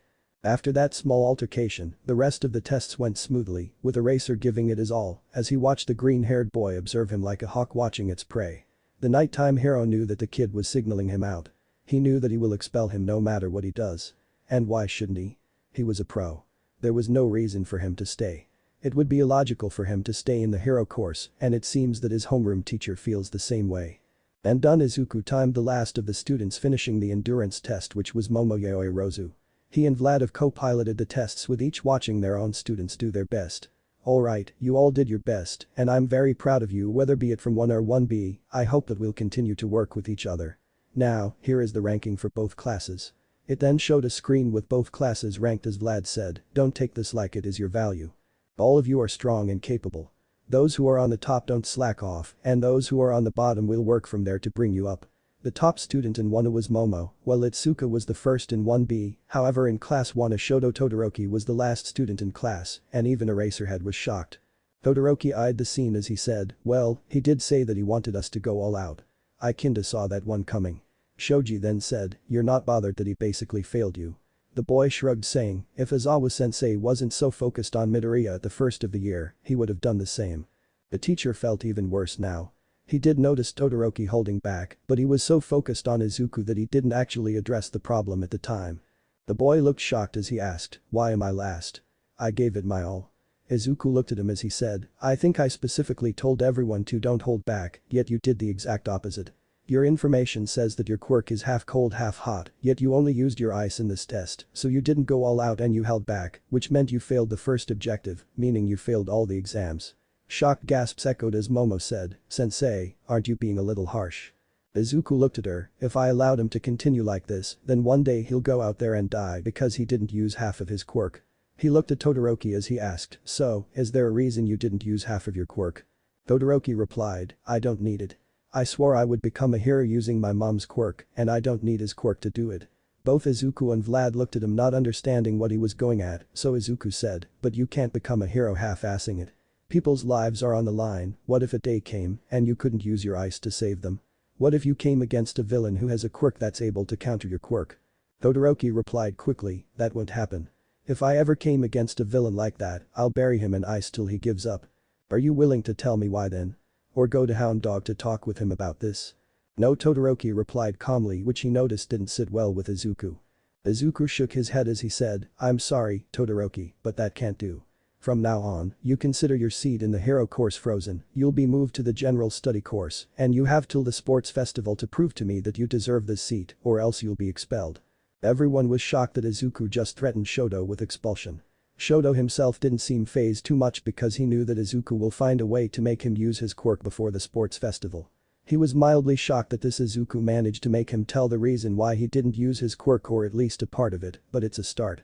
Ichako looked at Izuku and said, isn't that a little bit unfair, Deku? She was shocked when he shook his head, not at all, I mean it's what Izawa-sensei said, the world isn't fair.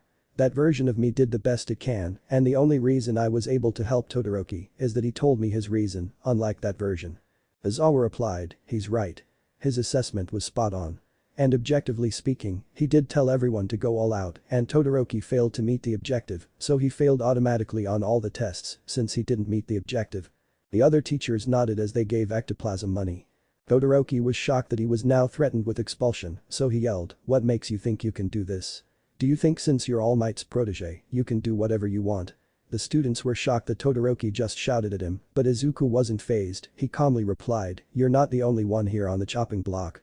He looked at Mineta as he said, Mineta, you did as I told you and went all out. The boy breathed a sigh of relief, but I was told of your less than favorable actions toward the girls, and I saw everything during the assessment test. If you harass any girl, be it from 1 or 1B, I will expel on the spot. He then looked at Todoroki and said, but since you're so sure that your ice is all you need, let's have a duel. If you win, I'll admit that you can be a hero with only half a quirk, if you don't to general studies it is. The boy looked at him and nodded.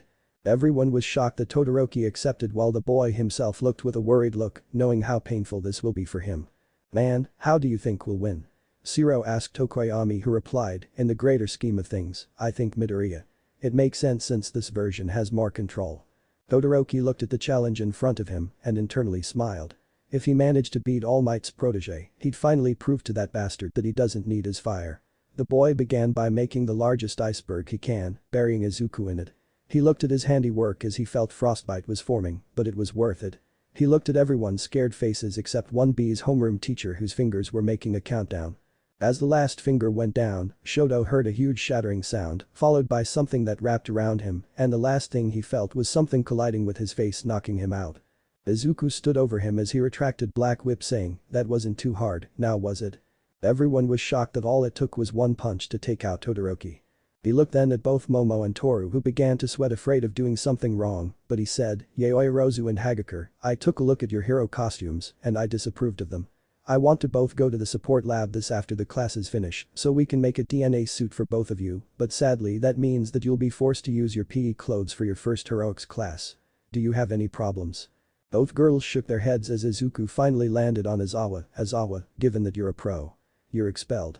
But don't worry, Nezu still wants you around, so students meet your new quirkless combat instructor." This made Aizawa grin evilly, unnerving the students. Izuku then addressed both classes, "Look, I may have looked with Todoroki right now like some tyrant, but I have all of your best interests at heart.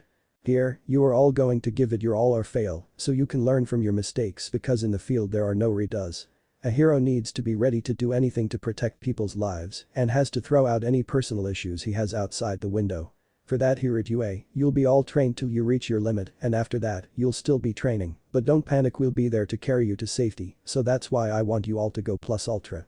And someone please help Todoroki to the infirmary." Finally, Vlad said, "Now that this is over, all of you go to your classes and pick up your syllabus. With it, you'll find a small packet that Jade did that can help you use your quirk more effectively. You all are dismissed." And with that, both teachers went away with Aizawa on their tail, probably to sign his new contract, but Izuku stopped and said, "And 1A, expect a new student tomorrow in Aizawa's place," he said before carrying on. Todoroki said, "Well, that was definitely something. I have to admit it was kinda satisfying seeing Midoriya expelling Aizawa-sensei. It's kinda funny." Aizawa from the side gave him an unimpressed look as he said, "Like how it was funny seeing you get kicked into general studies for half-assing it. You're lucky I didn't take notice of this, or you have taken Midoriya's place on the chopping block back then." This made the boy chuckle nervously, knowing that this is very true. Vegeta said, "Why did that Izuku threaten me with expulsion? It's only natural for me to compliment girls." He was slapped by Tsuyu, who said, "Don't be a perv, and he wouldn't have threatened you." Discord smiled at her as he said, "You know that some versions of you date him." The girl's eyes went wide as she fell to the ground, passed out, with the girls from her class running to her aid. Momo looked at him and said, "Please tell me you're joking." He shook his head and added, "You too." The rich girl felt that she was about to throw up, but he carried on, "But those versions of the little midget are respectable people who changed their perverted ways and stopped trying to put cameras in the girls' restroom." Momo sighed, knowing that she wasn't dating a pervert, but that statement raised a couple of red flags regarding the camera bit. Izuku walked with Vlad to the teacher's lounge. Once they both entered it, Izuku fell to the ground as All Might said, "Who was your first day, my boy?" Izuku looked at him with a panicked face, absolutely terrifying. He asked the blonde hero, "Were you watching us during the assessment test?" The blonde hero chuckled as Izuku said, "Do you think I did the right thing regarding Todoroki? I mean, I did come too harsh on him. I really didn't want to come off as a mean person, but he was holding back and refused to even tell why, so I had to take some steps to push to use the other half of his quirk." Vlad then said, "I disagree with you. You did the best with what you could do at the moment. You even gave him a second chance. Something Aizawa wouldn't. It's now up to him to decide whether he wants to be a hero or not." All Might then added, "He's right, young Midoriya. You know that the world isn't a safe place and heroes need to be ready to give it their all, or else they'll die for all their trouble. If young Todoroki doesn't learn from today, then he isn't fit to be a hero because he will eventually let someone die and kill himself in the process." Izuku nodded as he finally managed to calm his heart rate and asked All Might, "So how's your plan for tomorrow coming along?" Everyone began to murmur as Izuku said, "I have to admit that this will be my reaction if I was put through a case like this. It was so terrifying. I honestly thought that Todoroki was about to bury in the next ice age's worth of glaciers before I challenged you." The bicolored boy chuckled at this friend, though internally he agreed with him, and I wonder who is the student who will replace Eraserhead's place. This made Shinso give him an unimpressed look, and I wonder who Endeavor will react to the news about his son. He looked at the flame hero who answered the question. "First, I'd probably berate Shoto." To that, the entire family nodded their heads. "Second, march down to the school for an explanation." Again they nodded. "Third, I'd probably train him harder." Discord then said, "Okay, let's move on before we enter uncharted areas, so what do you think of this world? Fourth universe." Discord swam through the air as he waited for them to talk. When Aizawa began, "I admit that problem child rose to the occasion in this one. He was put into impossible odds where most people will most likely fail, but he persevered and carried on. The first day, in my opinion, went perfectly swell. He gave the students a lesson that they will never forget, that appearance is deceiving regarding the debriefing he gave them in class and then the beating." He stopped for a moment before adding, "No further comments." The students agreed with the teacher, but then Vlad asked a very important question. That world said that the first year was to be considered a huge joint training exercise. So what happened in the battle combat and the USJ for the example, given that my students were also there this time around? In the background, Monoma could be heard cheering because in that world they had their fair share of action. He was sent to silence by a neck chop from Dobby who was sitting near him. The Chaos Lord nodded his head. Well, for the combat exercise, it was the same as yours, except each team consisted of a member from 1A and 1B, and both Bakugo and Monoma were put on suspension due to their behavior during the exercise. Bakugo was put on suspension because he used his grenades on Kendo after she managed to beat him and his partner, which was Kabara, said boy groaned knowing what his version went through and almost killing 3 students. Monoma for wanting to flex 1B's superiority, ignoring his partner's reasoning which was Shinso on 1A, somehow managed to gain Shoto's quirk before the exercise and froze the building the training was happening in. Mina tilted her head as she asked, but Shoto did this and he got scot-free. Discord shook his head, he got off due to his opponents not being affected by the cold. In this world, Monoma's opponents were Tsuyu and Satsuna. Both are cold-blooded. When the entire building was iced, both girls' bodies began to experience hypothermia, and if it wasn't for both Vlad and Minimi of that world telling Monoma to heat the building, both girls might have died. This caused more than one person to throw a dirty glare in Monoma's direction as the boy himself tried to shrink into the ground. The only reason both weren't expelled was due to All Might personally asking for both to be given a second chance, since everyone deserves one. Of course, due to the suspension, they weren't present in the USJ.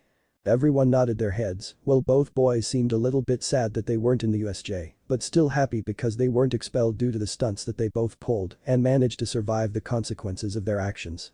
Discord carried on. As for the USJ, it was the same All Might using his time on petty crime. This caused a symbol of peace to groan, while AFO laughed with Tamura, Vlad, Azawa, and Izuku were the teachers. The students got separated. Everyone survived the fight and managed to escape, but that brings us to the Nomu. Unlike this world where it was sent to fight All Might, in this one the pity crime was arranged by AFO himself to distract the symbol of peace, so Nomu can kill Izuku. This made the blonde hero clutch his head in fear for his successor of that world, but Izuku with the help of Azawa and the activation of Nana's quirk was able to send the Nomu flying sky high, but that was after he destroyed both his arms to save the students. It was due to his actions that only he was injured. In this world, when Kurogiri tried to activate his quirk on 13, Izuku saw this and warned the hero who stopped her quirk just in time before helping Iida escape to bring help. Though let it be known that if it wasn't for Ibara who was in the flood area whisking Izuku away after defeating Nomu, Tamura might have dusted him. Everyone was shocked at how different was the USJ from their world and how close to death's door their friend and the girls, their crush, were. Itsuka responded by hugging the boy hard in fear that he might actually die. The boy himself was stunted at how one detail changed Tamura's mission entirely. With All Might, he felt horrible. In that world, everything was a distraction to kill his successor, and the villains almost succeeded. Tamura on the other hand snapped his fingers at the lost opportunity. The users of AFO were shocked at the extreme changes in that world, but Nana was happy that Izuku managed to survive. Mina trying to change to the subject from death said, wait, you said Ibara saved him, does that mean they became a couple? Discord shook his head, no. The U of that world asked him out after the first week, but Izuku refused, saying that it's wrong for a teacher to have a relationship with his student, even though Nezu gave him a green light, given that he was in the same age as his students, but Izuku still refused, seeing it as abuse of his position. Mina nodded her head, as teachers all mentally praised that Izuku for his actions. Even the villains were impressed. But then again, he was engaged at this point, so yeah, this caused several girls' heads to snap, but Discord then said, alright, let's move to a brand new world. Both Shigaraki brothers applauded for the reference. The scenes began to change before it finally landed on something that read, Endeavor's son-in-law. This made the flame hero jump, saying, what? Midoriya marries my little princess in that world. He looks at the boy and says, you better treat her right. The boy nodded his head as he tried to hide, scooting closer to Kendo, making the others jealous. Meanwhile, Fayumi was a blushing mess. Not because she liked the boy, but because the subject itself was embarrassing. Shoto looked at him and said, Midoriya, I'd be more than happy for the son of All Might to marry my sister. In fact, I can arrange a marriage right after we arrive back in our world. Both Izuku and Fayumi yelled at him, don't say that so casually. Izuku looked to his side and saw both Dabi and Natsuo glaring at him, causing him to ask himself what did he do to deserve this. Discord shook his head as he said, and whoever said it was Fayumi who Minimi was married to me. This caused a lot of confusion. Only Rei seemed to have an inkling of an idea of who was the lucky girl. Endeavor really hated this. He really hated going to the commission's special training grounds for children to use their quirks freely, but his public team told him that it might help him increase the reception of his image in the public, which according to them, wasn't doing well or not well enough to outclass All Might with his stupid smile. He also secretly hoped that this little venture might convince his masterpiece to stop the childish rebellion it was making. Beside him, he was dragging a young 10-year-old girl with her hair equally split between red and white. Its end was tied into a ponytail. She also had multicolored eyes where her left was blue, while the right was gray. On the left side of her face was a burn mark. She was his youngest daughter Shako Todoroki. It took only a moment for the males of both hero classes to register this before they exploded into laughter with Shoto plainly saying, "Oh, so he's marrying me." Everyone was shocked at how casually he said it, but he then stood up, marched to his mom, and sat in her lap as he buried his face into her chest, with the woman chuckling seeing her son perhaps for the first time blush in his life. She petted him and said, "Come on Shoto, I'm sure it's not that bad." Shoto only moaned in embarrassment as both Dabi and Natsuo were snickering beside him. Fayumi herself was trying to hold in her laughter, but Endeavor only shrugged at the development because to him, Shoto is Shoto. Be it a girl or a boy. The girls, on the other hand, weren't so sure how to process this. On one hand, they were jealous of Shoto, on the other, it was funny as hell. Izuku meanwhile was trying to comprehend this as he looked at his other self and said, "You're worse than Shigaraki, at least he wants to kill me not embarrass me." The Chaos Master laughed with Nezu as the scene carried on. Denji looked at his daughter and said, "Look Shako. Learn from them and see how better you are. How you are going to carry on my legacy and defeat All Might." The girl merely glared at him as children began to pool in the arena to fight a bunch of robots made for 10-year-olds. Denji had to admit that this was the most boring time of his life.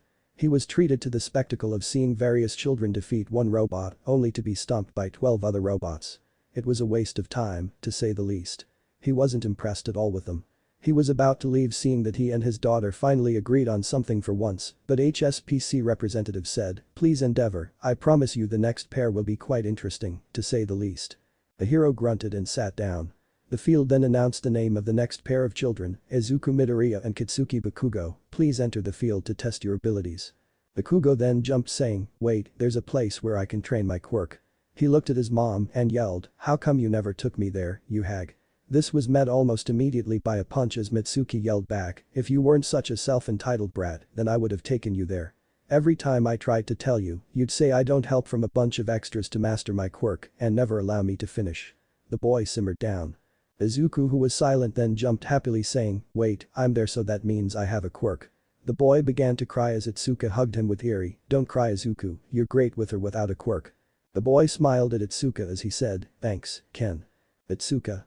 The girl said with little redness on her cheeks making the boy blink, "I call you by your first name. It's only fair you call me by mine." The boy smiled awkwardly as he said, "Thanks Kei. I mean Itsuka." Meanwhile, a certain girl was simmering with anger, "That was supposed to be my moment with Deku. I'm sure one of those World Deku is my boyfriend, so I'll just have to wait before I have my chance." Iri looked at Izuku and asked, "Deku, you're going to marry that girl right?" The boy blinked at the question but nodded. The girl then asked, "So does that mean she's my mommy too?" The boy was shocked and didn't know what to do, so he said, "No Iri. She's not here so she can't be your mother, but once she comes back she will be." The girl nodded her head excitedly about having another mother. The boy only hoped that this won't become a trend. Denji scratched his head as he vaguely remembered a man named Hisashi Midoriya with curly black hair and freckles that can breathe fire, was in general studies when he was in the hero course back in his UA days, but other than that he didn't recall much. He suspected the Midoriya boy had some fire breathe related quirk, but that wasn't really impressive. The exercise began as the blonde-haired blasted away destroying the robots, but the Midoriya kid surprised him when he lifted his arm and blasted blue fire from his hand. Both he and Shako stood up remembering Tuya, but instead of burning the robots were frozen in place with ice on them. This caught Inji's attention. The boy then summoned red flames that engulfed his body, turning his hands into demon claws of red fire, his feet into sharp-toothed feet from red fire, gave him a spiked tail of fire and flaming wings. The boy then flew through robots slashing them left and right. He was then up in the air as he activated green flames in his hands, making a bow and arrow and raining the robots with flaming green arrows, but then he added a blue taint to the green arrow, which caused the robots now when the arrows hot them to freeze. Enji now was fully invested in what was happening. He looked at his new intern Burnin and told, "Go to the testing field. I want to see both of the boys' abilities, especially the green-haired one." The flamed-haired girl flashed him a thumbs up before saying, "You got it, boss man." She left as the boy unleashed a huge breath of orange fire, burning some robots, as the other kid yelled at him for hogging all the fun. Everyone blinked at how strong Izuku's quirk of that world was, as the boy himself was writing down notes. So red flames give me some type of demon mode, orange are regular flames, blue is ice fire, green is for making shapes and objects. I guess the regular flames and ice ones help maintain my body temperature like Shoto, so I don't overheat or experience hypothermia. From the looks of it, I can also combine both flames to have more effects. Eri booped him on the nose as she said, "Daddy, you're muttering." AFO scratched his head wondering how such a quirk wasn't taken by him, but he only shrugged it to the Midoriya family having a different doctor other than Koidai. Endeavor himself was shocked at this quirk.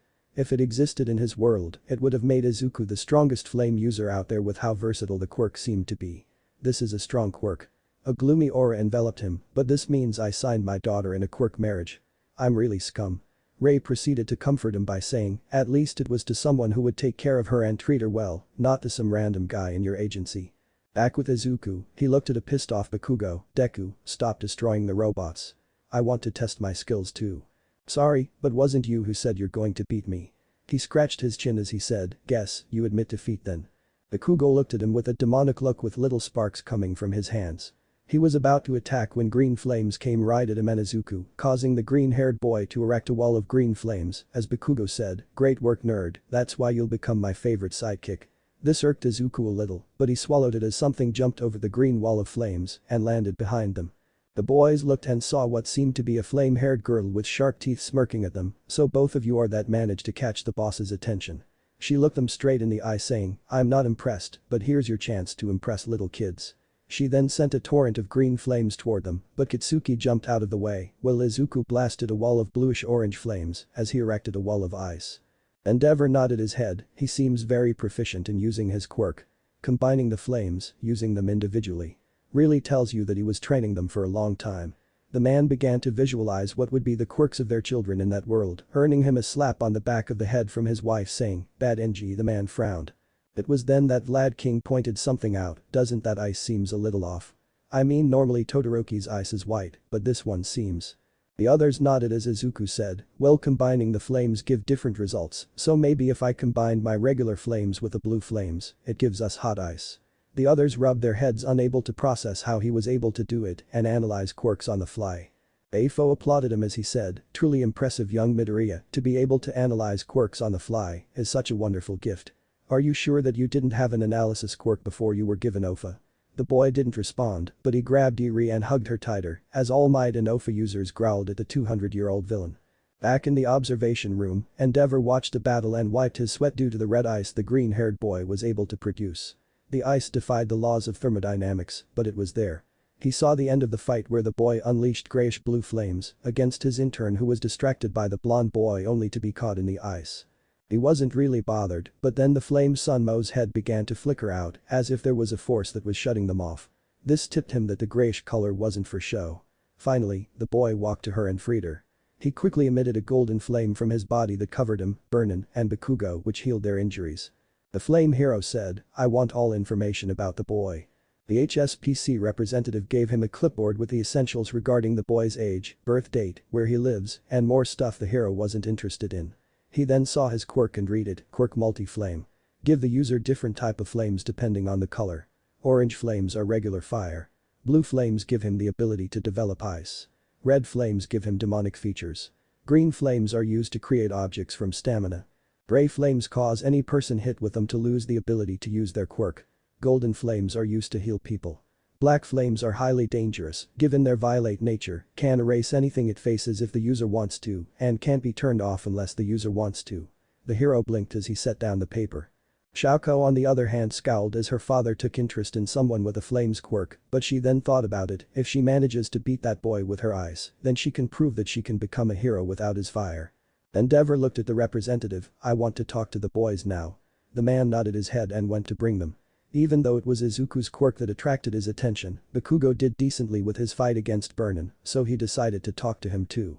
Izuku rubbed his chin as he said, so this me trains with Endeavor. He was about to say cool, but remembered what Shoto told him, ah, damn it. Shoto looked from his mother's chest and said, damn it indeed. He then earned a light whack from his mom as he then snuggled some more into her. The flame hero only sighed in sadness knowing what was to come. It only took 2 minutes for the boys to come, and they seemed that they were about to rip each other apart, or at least the blonde one seemed like that. The flame hero cleared his throat as he said, "Hi there, brats." After that awkward introduction, a tense silence filled the room, but then Izuku broke as he began to fanboy. All the hero students began to laugh at the boy who groaned in embarrassment. "You're the flame hero. Endeavor. You're known for single-handedly solving the largest amounts of cases over the last 4 years. You're my idol, especially given how much control you have over your quirk. A lot of people say that you cause too much property, but that's definitely not the case, given how you beat a guy who can control fire streams 2 weeks ago with only 1 store burnt, and this goes to show how much skill you have." He then pulled a notebook and asked, "Can you sign it please?" The flame hero was shocked but also felt his ego go up a few notches, given that no one actually knew how much hard work he put into his quirk. Regarding the signature, he wanted to say no, but he wanted to get in the boy's good graces, so he nodded. He was about to take the notebook, but the blonde boy yanked the green one away. The blonde then said, "Yeah, nice try. That might work on fanboy over here, but it won't on me, so do tell me what you really want from us. You're usually a huge dick toward fans, so why the sudden change?" Endeavor was once again shocked, but he had to admit that this boy was keen and street smart. This caused his interest in the second boy to grow. For what the boy lacked in the strength of quirk, he more than made it up in street smarts. Bakugo smirked as he looked at Izuku saying, "See nerd, that's why we don't trust anyone on the get-go." Izuku chuckled awkwardly as he was playing with Iri's hair, who was purring happily, while Kendo played with Izuku's hair.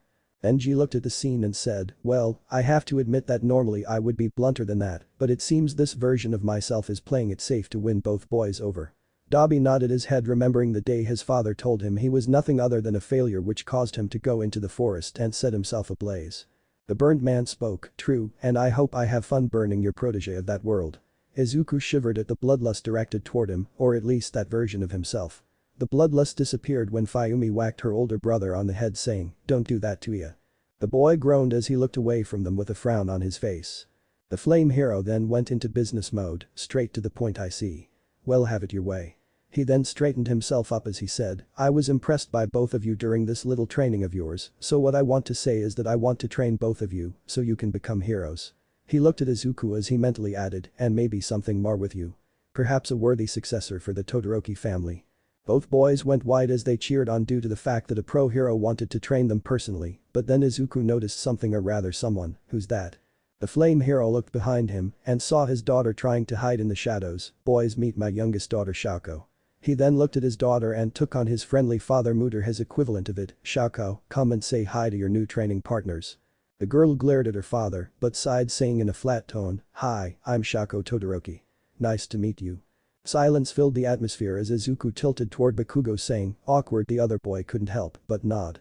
The flame hero silently cursed his luck. "Well boys, how about we go meet your mothers so we make it official that I'm training both of you." Normally, he wouldn't care much about the parents' consent, but given his plans for Izuku, he wanted to get in his mother's good graces and perhaps see if he can persuade his father to agree to his plans. Ray gave her husband a sad look. "Really, Enji, do you honestly think that you can buy people just like you bought my parents?" The flame hero sighed miserably as he said, "I know, but I'm not him at least. If it helps, I scraped my plans to marry Shoto off to the Yaoi Rozu girl weeks ago." Momo looked at him incredulously as if he lost his mind. To her, even if her parents agreed, she won't. She isn't some cheap bottle of booze that he's going to buy from the closest drink vendor. Shoto looked up at his dad and glared, "You're joking, right?" The man fidgeted a little as he nodded his head. He somehow managed to make his relationship with his son normal again. He didn't want to ruin it due to a slip of his tongue. Natsuo looked at his dad, "Something tells me he's not kidding." Discord clapped his hand. "Okay, moving on before we enter unwanted areas of how corrupt the human society is, which we will see in the worlds that Izuku teams up or is taught everything he knows by Stain." Izuku's eyes went wide, but he gulped as he sent a silent prayer to the Aida of those worlds, while the boy himself looked on the verge of mental breakdown. Stain and Midoriya teaming up. This is the worst nightmare ever for any hero. It's been a year since Izuku and Kitsuki began to train with the flame hero. The boys were trained to the bone. Nothing was too much to the man. He would put them in near impossible situations where he wanted them to win. Bruises were far and many on the bodies, but in the end, it helped. Izuku's gained more mastery over all his flames. His orange fire can now become hotter if concentrated. His stamina-related fires were now stronger and required less energy. His ice fire was now stronger, as he could make now flames in sub-zero temperature, and he gained more control over his black flames. Bakugo on the other hand refined his techniques and learned how to control his explosions better than before. But one time during this something happened. Izuku was doing his regular training when he was given a break time by the hero. He walked outside only to see Shako training her ice. The thing was that the girl was about to freeze over due to the amount of frost that covered her right side. The boy ran to her and said, "Todoroki, you need to stop. You're hurting yourself. Let me warm you up." The girl pushed him away saying, "I don't need his fire. I don't need your help, so go away from me." The girl tried to put up a tough act, but given her entire frame was shaking, she wasn't convincing that much. The girl tried to stand up to continue her training, but grayish-green fire wrapped around her hands. She frowned heavily. She still remembered the description of his quirk. He then said, "Stay still while I warm you up." The girl turned her head away as she tried to kick herself free, only to see that she was bounded now by her legs. The boy then began to use his orange flames to warm her up. "You know you should seriously know your limits and don't push too much." The girl in return scoffed, "Well, if it isn't the kettle calling the pot black. Have you seen yourself? My dad is beating you black and blue every day." The boy in return shrugged, making the girl's eyes go wide. "Really, you don't have a problem with being beat around like that?" "It's not that I like, but if you think about better to be beat around by your father, other than to be beat around by villains who will kill me." The girl pouted as she looked away and was freed from her shackles. "I guess you're right." The girl then mentally said, "But that doesn't excuse the abuse he put us through." Unknown to her, Fayumi watched the entire interaction. The older girl was shocked when she saw a small yet visible blush on her sister's face, causing her to smile. "Oh my god, Shako has a crush. I really hope they get together. They seem so cute." Shoto began to groan harder at the embarrassment he was facing. His sister squealed in happiness. "Oh, little Shako developed a crush when the boy helped her after she was frozen. It seems like a story from a fairy tale book." Bakugo smirked as he looked at Shoto. "Hey, icy hot bastard." The dual-colored boy looked at him. "Do you want to cuddle with your Prince Charming?" The explosion user began to howl in laughter at the expense of the dual-quirked boy. His mother, on the other hand, found the entire situation really amusing. Her son wasn't known to be embarrassed easily. Hell, even if you walked on him inside the bathroom, he wouldn't be embarrassed. At most he would be annoyed and tell you to get out. She looked at him as he tried to disappear away from everyone and laughed softly. She then began to play with his hair. She looked to her side only to see Natsuo coming closer to tease him with Tuia borderline exploding, wanting to join in the fun his siblings were experiencing. It's been 4 years since the Flame Hero has taken both Izuku and Kitsuki under his wing to train them. Both have excelled and gone beyond their limits to become the strongest they can be.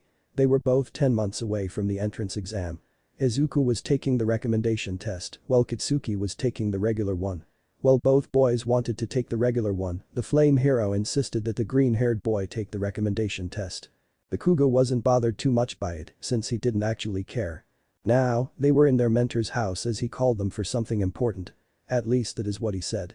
They sat in front of him with Shako at his side as he looked at them. Finally, he broke the silence. "Midoriya, I want you to marry my daughter," the man said in the bluntest way possible. Both boys looked at each other and echoed the same response. "What?" Meanwhile, Shako looked at the ground with an emotion other than anger. It was sadness. "I guess I'm the new breeding factory for trophy children for Endeavor's masterpiece." She stooped a little before adding, "Now, I know how Tuia felt when I came around." That was a little blunt on my end. The Flame Hero said, earning a couple of looks that basically said, "You think?" Izuku rubbed his forehead. "Okay, I honestly don't know where this came from, or why now. But I can't. I'm still too young for marriage, and so is Shako, plus shouldn't we agree to this beforehand or at least get to know each other, or go on dates?" The Flame Hero had foreseen this type of response, so he prepared something just in case. He nudged his daughter. The girl glared at him, so he spoke. "You see, I don't want you to get married now, but more of an engagement. I still want you to focus on your hero career, so the of you next week will be engaged and get to know each other." He looked at the boy who was still not convinced, so he added, "If it helps, you can ask her and she'll tell you how much she wants it." The girl glared and she glared hard, and if looks can kill, her dad would be inside a coffin right now. She wanted to be a hero with her ice, not some type of trophy wife, but even now she can't have what she wanted. She felt weak and that her life was hopeless. She was knocked out of her self-pity as she heard Izuku asking her something. She wanted to hate him.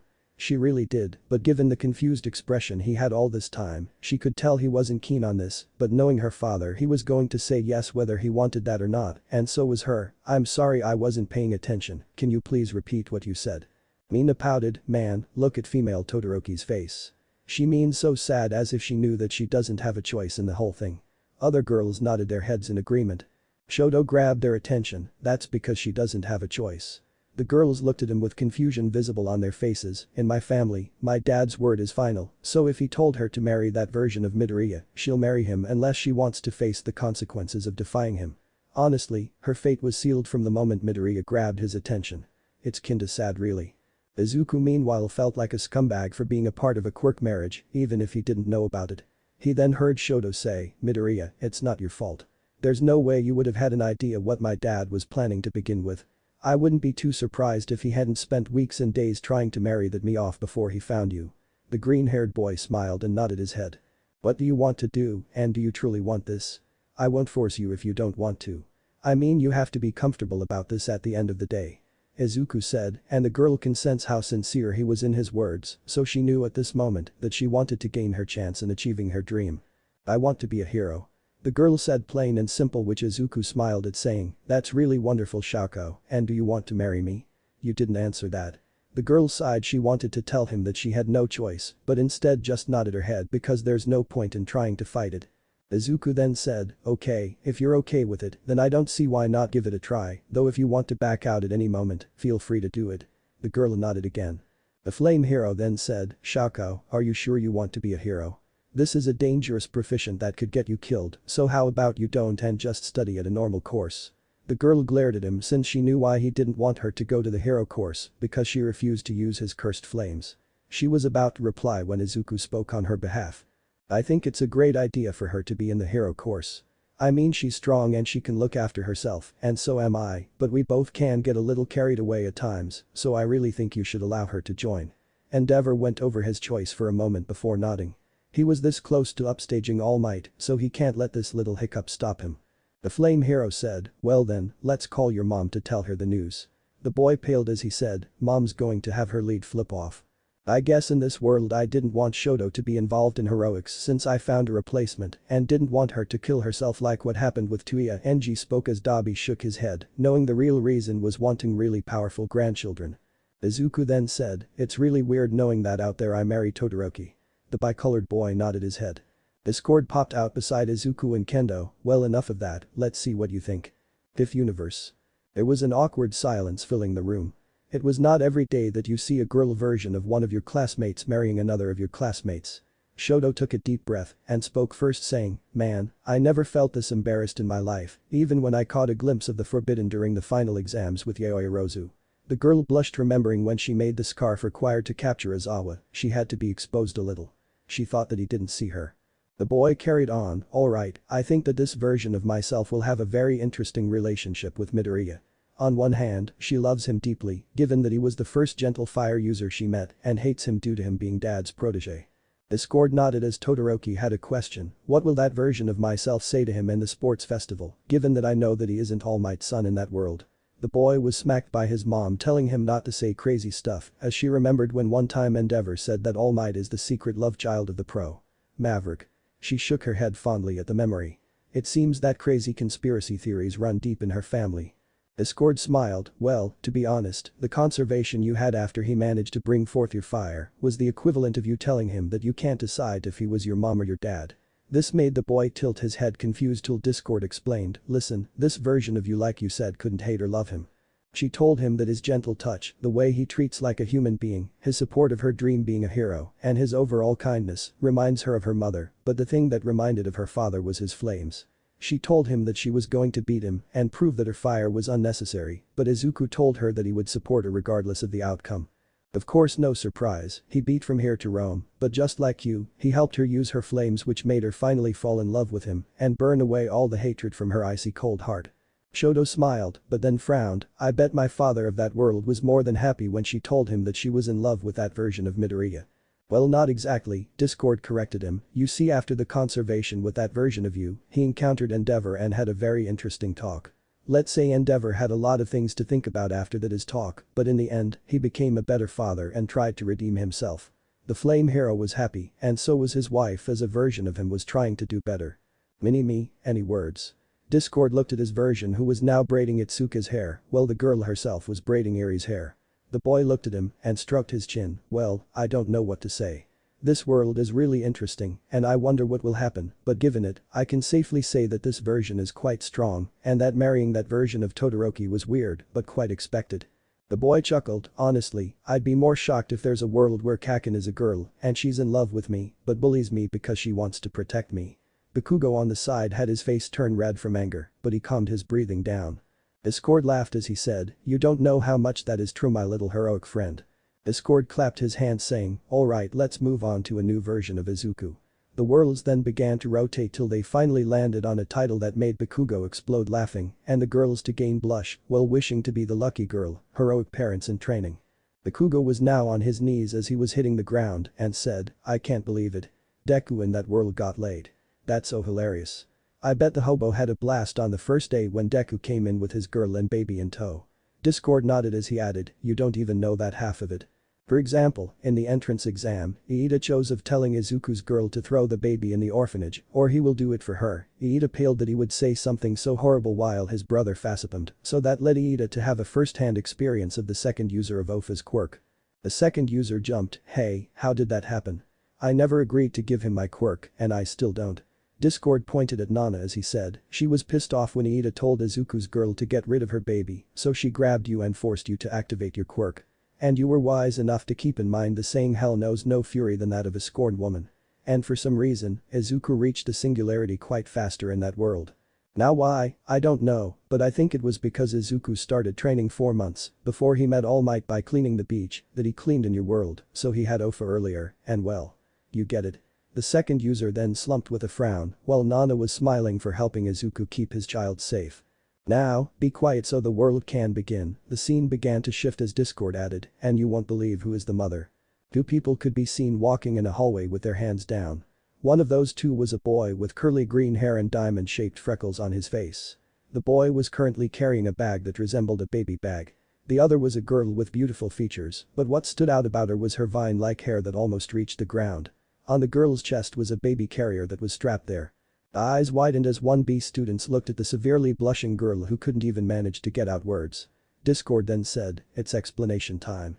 Listen kiddies, what happened was simple enough. Ibarra over there, he said pointing to the now human Raspberry, went to a party to prove to the kids in her school that she can have fun. In other words, she gave in to peer pressure. Shishida warned her not to, but she persisted. She took a bottle of wine from the orphanage she grew up at thinking that she won't get drunk if she drank from it. She was wrong as she overestimated her ability to handle her alcohol, and that wine is still alcohol at the end of the day. At the same time, Izuku was invited and he came given that he was quirkless and he knew that this was a rare chance for him to meet people. In the end, both of them got drunk, met, talked with each other, and well. I guess you can see what happened after that. The bar raised her hand asking, did he stay with me? Discord shook his head, no. When Izuku came back, he bolted but left a small note apologizing for what happened. Of course, at first, you hated him, but the father of the church where you lived after he calmed you down telling you that God is merciful and you aren't condemned to hell. And that God forgave people for way worse things, explained to you that night wouldn't have happened if you two didn't want it, citing that you still remember his name and the name of his school, meaning that both of you were somber enough not to do it. Of course, after that, you wanted to find him to talk about what happened, but you found out you were pregnant, so Shishida literally sniffed him out. In the end, you moved in with him, and you both loved each other, so yeah. The religious girl was still blushing, but nodded. She then felt someone tug on her clothes. She looked down to see Eri, who asked her, does that mean that you're now my mom too? The vine-haired girl smiled softly saying, of course sweetie, now let's go sit with dad. The little horned girl grabbed her arm and took her excitedly to Izuku saying, look daddy, I have a new mommy now. The boy smiled as he tried to control his reactions. He looked at Itsuka, who gave him a shit-eating grin, but Discord said, do you know Kendo, in the world where you were quirkless, you also had a biological kid with Izuku other than Eri? The girl's face heated up, but she silently asked for a picture. The Chaos Master then gave her a picture of him. Itsuka felt her heart melting when saw her son. She put the picture in her wallet and Discord allowed her to keep it.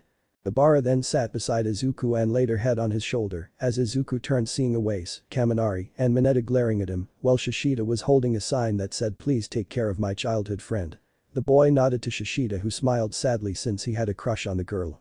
And the baby carrier was a 7-month-old girl that had emerald green eyes like his father but had specks of forest green in there too. The baby also had X-shaped freckles on her face. The hair on the top of her head was similar to that of her mother, but currently, the baby was trying to chew her mother's hair, much to the girl's amusement. Shiozaki asked, "I wonder how his mother reacted knowing that Izuku was going to become a father." Both versions of Izuku shivered knowing how emotional their mother can be. Discord chuckled awkwardly, "Well, let's say she was pissed at first. She accused you of lying and trying to take advantage of her son due to reasons." The girl nodded, knowing that he meant Izuku's quirklessness, "But when DNA tests showed that you were telling the truth, well, she begrudgingly accepted you move in. At first, she ignored you, but with time she mellowed out." The girl nodded, understanding where Izuku's mom was coming from. Meanwhile, the woman herself was disappointed in herself for treating the girl like that. Tori then said, ignoring everything, "Your baby with Zuko is so cute. I wish I could just pinch her little cheeks." The vine girl snuggled further into Izuku, causing 3 reactions. Izuku's blush increased, Itsuka got jealous and snuggled herself into Izuku, and the girls on the side became jealous. Shiozaki sighed, "It's quite the misfortunate that the babysitter bailed on us." The girl frowned as their babysitter bailed on them for the 5th time. They were paying her good money, but she kept bailing on them. "We should really look for someone else." Izuku nodded his head as he looked at his daughter and smiled as he ruffled her hair. The little girl began to squirm as she tried to reach out to Izuku, who took her. He looked at his vine-haired girlfriend, who pouted at her daughter being a daddy's girl. "Yeah, you're right.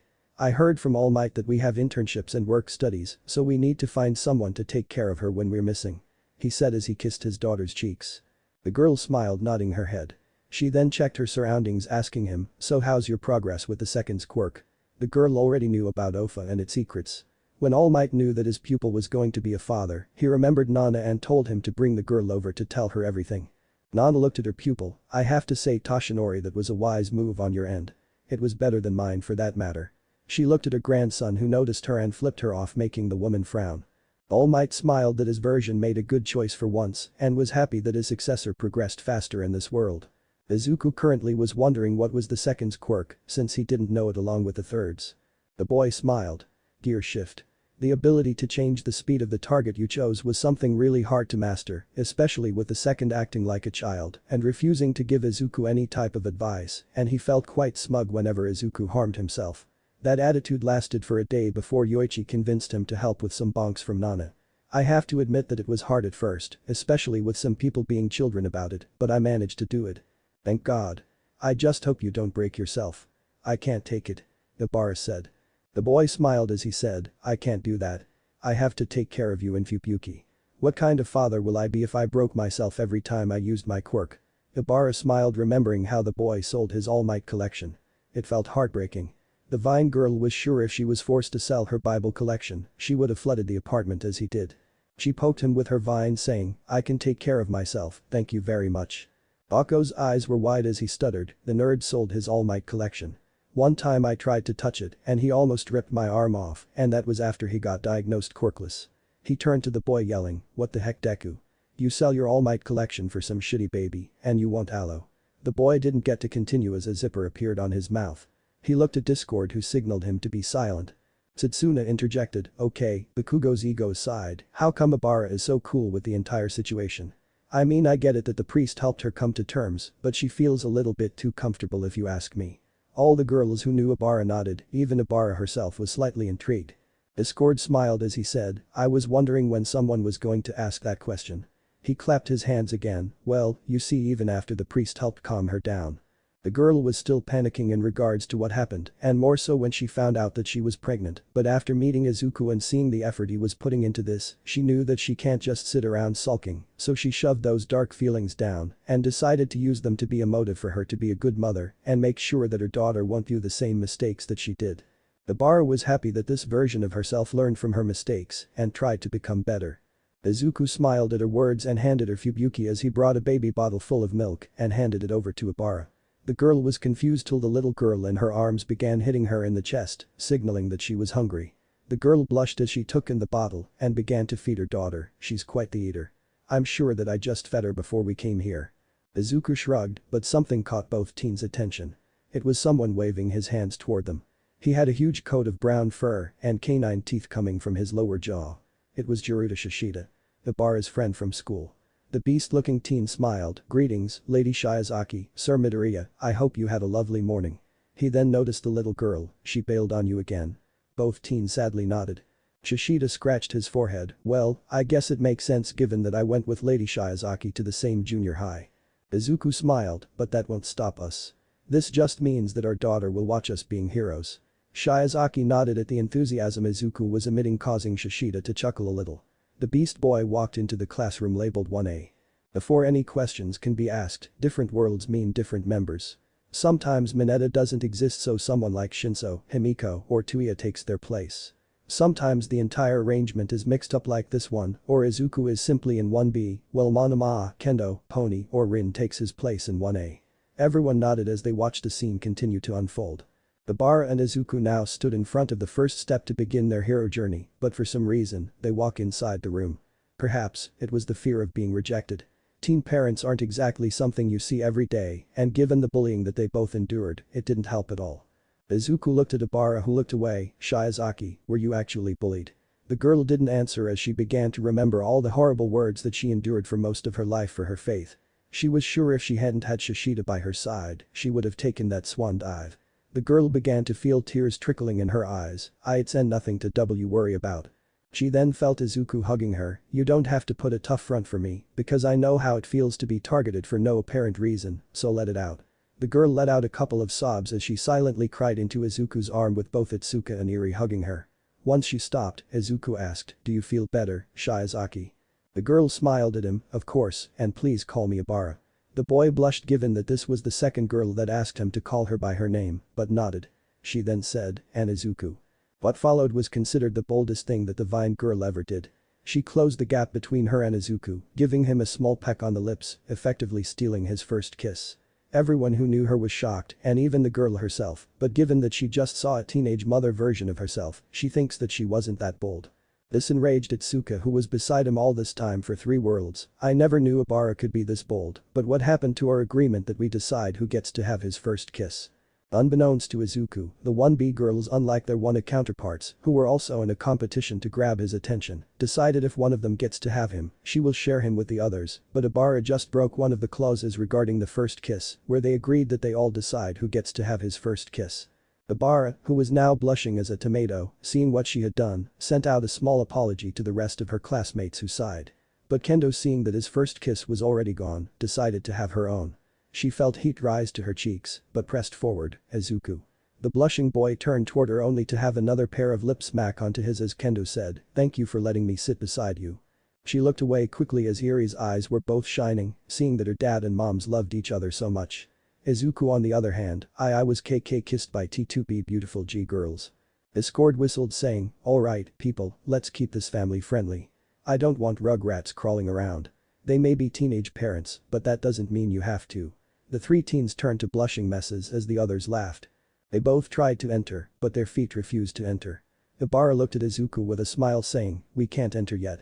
We have to check if we have all of Yubuki's needs for the day." The boy nodded as Ibara began to list some items beginning from milk bottles to diapers. Finally, Ibara frowned, saying, "We have to do this, don't we?"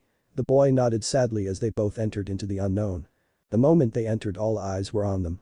The reaction was immediate the moment Fubuki looked at them, tilting her vine-covered head as she sucked on her pacifier and shook the rattle that her mother gave her, just in case she was frightened by the new faces. The girls swarmed the little girl, who began to whine in fear. Ibara was quick to act as she held her daughter close, trying to keep her calm. Izuku cleared his voice, "Can you please keep it down, girls? Our daughter isn't used to new faces." This caused all the girls to look at him confused. One of the girls, who seemed to have mushroom-like hair, asked, "What do you mean by our daughter?" Bakugo was howling in laughter. "I just want to see how are you going to save yourself from this, Deku." Izuku couldn't help but agree with Bakugo, wondering how will he be able to run damage control. Todoroki chuckled a little. "Imagine if one of them in a panicking moment says that they're in a quirk marriage."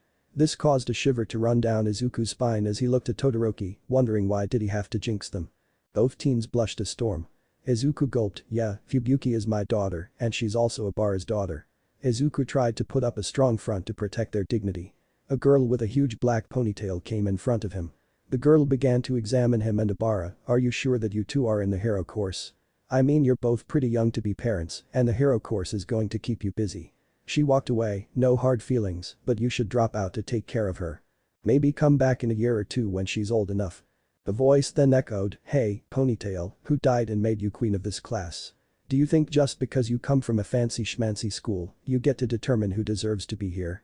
Everyone looked to an Ashen blonde boy who was snarling, next time you talk to my niece like that I'll blast you all the way to hell. Izuku was shocked that Bakugo stood up to him, as Bakugo was shocked himself, how? Why? I mean I made his life hell most of the time, why did I stand up for him? Discord shook his head, well for most yes, but in this world just like many others, you didn't see yourself as bullying him, rather you were training with him. The boy tilted his head confused, what? Discord wanted to carry on till Momo interjected, I see, Bakugo's version of that world knew that if Izuku wanted to become a quirkless hero he needed to train hard, so he began to bully him, thinking that he was helping him. And I guess that he made some bad friends on the way which used this as a way to bully Izuku. She turned to the boy, I apologize for the words I said, Zuzu. Can you forgive me? The boy blushed at the nickname that he still hadn't gotten used to, but nodded. Bakugo was about to scoff, but Discord nodded, true, and it was only after Bakugo threatened a pregnant Abara, causing Izuku to stand up to him, that he actually understood what he was doing was all types of wrong. Yeah, that's not a manly thing to say. A red-haired student said only to be followed by another silver-haired one, yeah, I think it's really manly for them to take care of their daughter, while being hero students. The two looked at each other and high-fived each other. The black-haired girl taken aback by this raised her hands defending herself, I didn't mean it like that. I just think that should focus on taking care of their daughter and maybe in a year or two they can join back. She heard a sigh from behind her, you should watch your words, Momo. The girl with orange bright hair stood up and marched to the now completely baffled couple whose their daughter was clinging fearfully to her mother as she was softly whimpering while the older girl tried to calm her down. The orange-haired girl stood in front of the baby who shrunk into her mother smacking her with her rattle. The girl smiled saying, hello, I'm Lusty Kendo and I'm sorry for my friend's words. She's homeschooled for most of her life, so she has never seen things like this before and to be honest, never had I, but please don't take it the wrong way, she's really nice. Both nodded as they quietly made their way to their desks which were beside each other. The red-haired and silver-haired boys came up to them introducing themselves, hey I'm Ejiro Kirishima, the silver-haired carried on, and I'm Tetsu. Both boys said in unison, it's nice to meet you. The two were then blindsided as something took their daughter. They quickly turned to see a pink-skinned girl with pink hair and black eyes bouncing their daughter who was giggling all the way. Abara then shyly asked, can you give me back my daughter? She just ate and I don't want her to throw up on you. The girl looked at her as she held Fubuki. She smiled saying, I don't mind. She's so cute. Mina stood up happily jumping up and down, that's me, and the little baby really likes me. She rubbed her chin before looking at Izuku, Izabub, do you think that somewhere we have a cute-looking baby like this? Maybe, it has green skin, green curly hair like you, green emerald-looking eyes, and horns to go with it. The boy was blushing at the idea but nodded not to hurt the girl's feelings. Izawa asked, how does this affect their grades or their performance overall?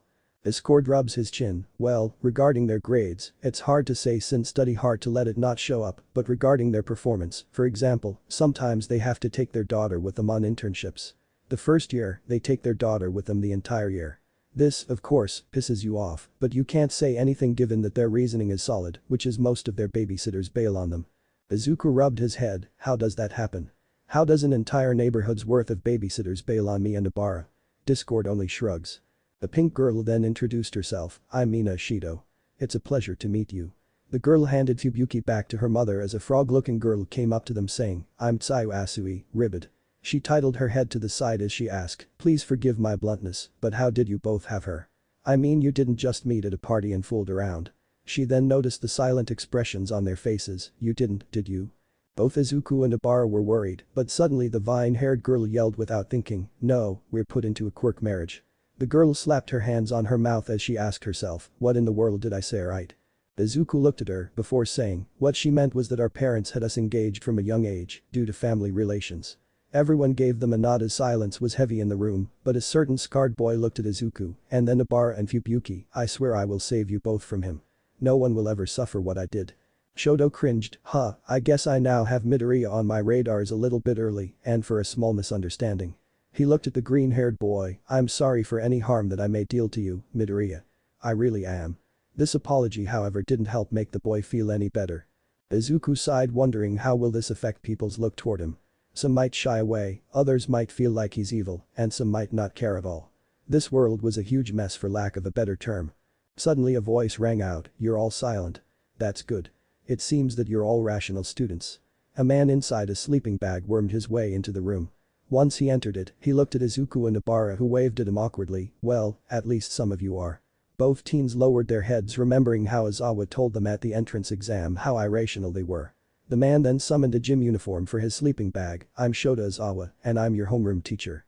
He scratched his head. "I know this is sudden, but take these and meet me at the training. We're going to have a small test of sorts." The students quickly began to filter out, but Izawa stopped both parents, bailed on again. Both teens nodded. "Problem children, you need to take a hint. If your babysitter bailed on you not just once, not just twice, not just thrice, not just 4 times, but 5 times, you need to know that she's a bad babysitter." Both teens nodded their heads as they walked away in shame, as the nighttime hero shook his head. "They're not problem children. They're disaster children. I just hope their offspring won't be a heckle like they are." He didn't know why, but he suddenly shuddered. Izuku frowned before saying, "That's really mean Izawa-sensei. You can't alleviate me from problem child to disaster child all of a sudden." The man snorts at him, "If you have a baby and throw your money on a lousy babysitter, I do." The Bara frowns, "But it is shown that God helped us to be wonderful parents to Fubuki. She's healthy and happy. I say we're blessed children for being able to keep her well fed. Most of us would have ditched her at the nearest orphanage." She began to pray, "I hope that the Lord blesses those versions of ourselves strength to be great parents and help Fubuki to be a wonderful girl." Izawa shook his head at the girl as he returned to the screen. In the boys' locker room, Izuku was changing out of his clothes as Kirishima approached him. "Midabro, you really manly. It's really manly of you to take care of your daughter and bring her here with you," he said with Tetsu vocalizing his support for the red-haired boy's words. Midoriya only nodded, not having the heart to tell them that the babysitter bailed on them and that he and Obara were planning to keep their little ray of sunshine a secret for the longest time possible. He looked to the others looking to see what his other classmates looked like. There was one with balls for hair who was glaring at him, a guy with 2 different hair colors, a mantis-looking boy, the boy from the entrance exam who he sent flying, Shishida, a boy with multiple arms, a rock-headed boy, a boy with blonde hair with a lightning symbol on it, Kaken, the manly twins. Something then threw everything out of the window, causing it to stop as he felt rage fill him. Everyone tilted their heads wondering what would make Izuku of all people angry. Izuku saw that the bald-haired kid was drooling as looked at a hole in the wall. The boy yelled happily, "I can't believe it. It's a gift from the upperclassmen for us to use." The boy went to look through it only to be met by hand. He looked up to see a dark-faced Izuku who was smiling eerily at him. The boy cracked his neck. He grabbed the grape-haired boy and walked outside the room. Everyone could have sworn that the noises emitted from the outside weren't human at all. 2 minutes later, Izuku came back carrying knocked-out Mineta. The boy then happily asked, "Can someone please plug that wall?" He walked outside with both Tetsu and Kirishima running behind him telling him that he was manly. All of the girls glared at Mineta as Momo held a hand to her mouth in disgust. "I can't believe Mineta. You'd even perv on a little girl. How can you live with yourself is something that is beyond me." The boy's eyes went wide as he defended himself. "What? I would never do that." Sai remembered something as her face turned white. "Didn't you tell Iri-chan when we first met her that you can't wait to see her in 10 years? This caused shivers to run through Izuku's, Itsuka's, and Obara's spines as they held Iri tighter. Izawa, unamused by hearing about this comment, said, "We'll talk about this later, Mineta." The boy shivered as he nodded his head, knowing that there was no getting out of this one as he saw the girls on the side cheer Izuku for stopping that version of himself. The boy bitterly thought, "Midoriya, you lucky bastard. First, it's your Raka, then Kendo, you're engaged, then it's a hot Todoroki version, and now this. What happened to the bro code?" The scene then progresses to the other side of the wall as a girl with earphone jack says, "The pervert has been taken care of. I think the green-haired one gave him the beating of a lifetime." She looked at Obara saying, "Hey, Binehead, you got one lucky guy. Wish I can meet someone like him someday." The girl blushed as she registered what she said, making the others giggle at her. Obara smiled at her as she held her daughter with her vines while buttoning up her gym uniform. "I quite agree. Most people might have run away when told that they were about to become a dad, but Izuku didn't, and I'm lucky for that matter." She looked at her girl who tapped her nose with her hand, making the girl smile. "I just hope my daughter won't be forced to go through the same things I went through and have a better life altogether." She held her baby as she walked out. Sai then croaked, "Well, that was quite ominous because I'm sure she's not talking about her daughter or being a teenage mom." The other girls nodded as Kendo smiled saying, well, in that case, let's just help her. We're going to be heroes aren't we, so we need to bring people's spirits up and this will be good training. The other girls nodded as they followed the orange-haired girl outside the changing room, unaware of the torture that they were about to experience. All 1B girls shivered as they remembered Azawa's test from the first world as Kanoko spoke, what will I do? My shrooms can't make me faster. I have to pass using my body strength. The best I can do is use my shrooms as springs to help me with the repeated side steps, but that doesn't mean I'm hopeless. The test is biased. Designed for people with flashy quirks. You'd think someone who doesn't have one would make a more logical test, but… Azawa bit his lip as he heard the girl's rant. In hindsight, she was right. For all the times he raved about rationality, his test sure isn't, but at the same time it was designed to see how creative someone can be with their quirks, but at the same time those who are quirks won't help them at all. Had he expelled students who were like him? People with quirks couldn't do anything to help them with physical exercises. Nezu smiled as he sipped tea, have second thoughts about your method. Azawa. The teacher says nothing as he just looks forward. It's been 2 weeks since the beginning of the UA, and for the heroic parents in training it was anything but tiring. Their babysitter, and a new one to be exact, has bailed on them, but at least she had an excuse. Her family was attacked by a villain, so Izuku and Ibara had to take their daughter with them to the USJ. Izuku patted his girlfriend's back saying, well, at least we'll have 3 teachers around us to take care of our little angel. He said while running his hand through his daughter's hair, plus, you know we're going to rescue training. Something that you like. The girl smiled at him as she added, and what's the worst that can happen? Both teens boarded the bus as they went to their training, unaware of the danger waiting for them. Both teens stood up with their faces as pale as a ghost as Ibara turned looking at him and saying, please for the love of God, tell me that the little angel won't witness the fight at the USJ. Discord sucked his cheeks, well, let's talk about it. Thanks for watching guys, make sure to leave a like, share and subscribe. Also don't forget to check out author of this story. All details in description.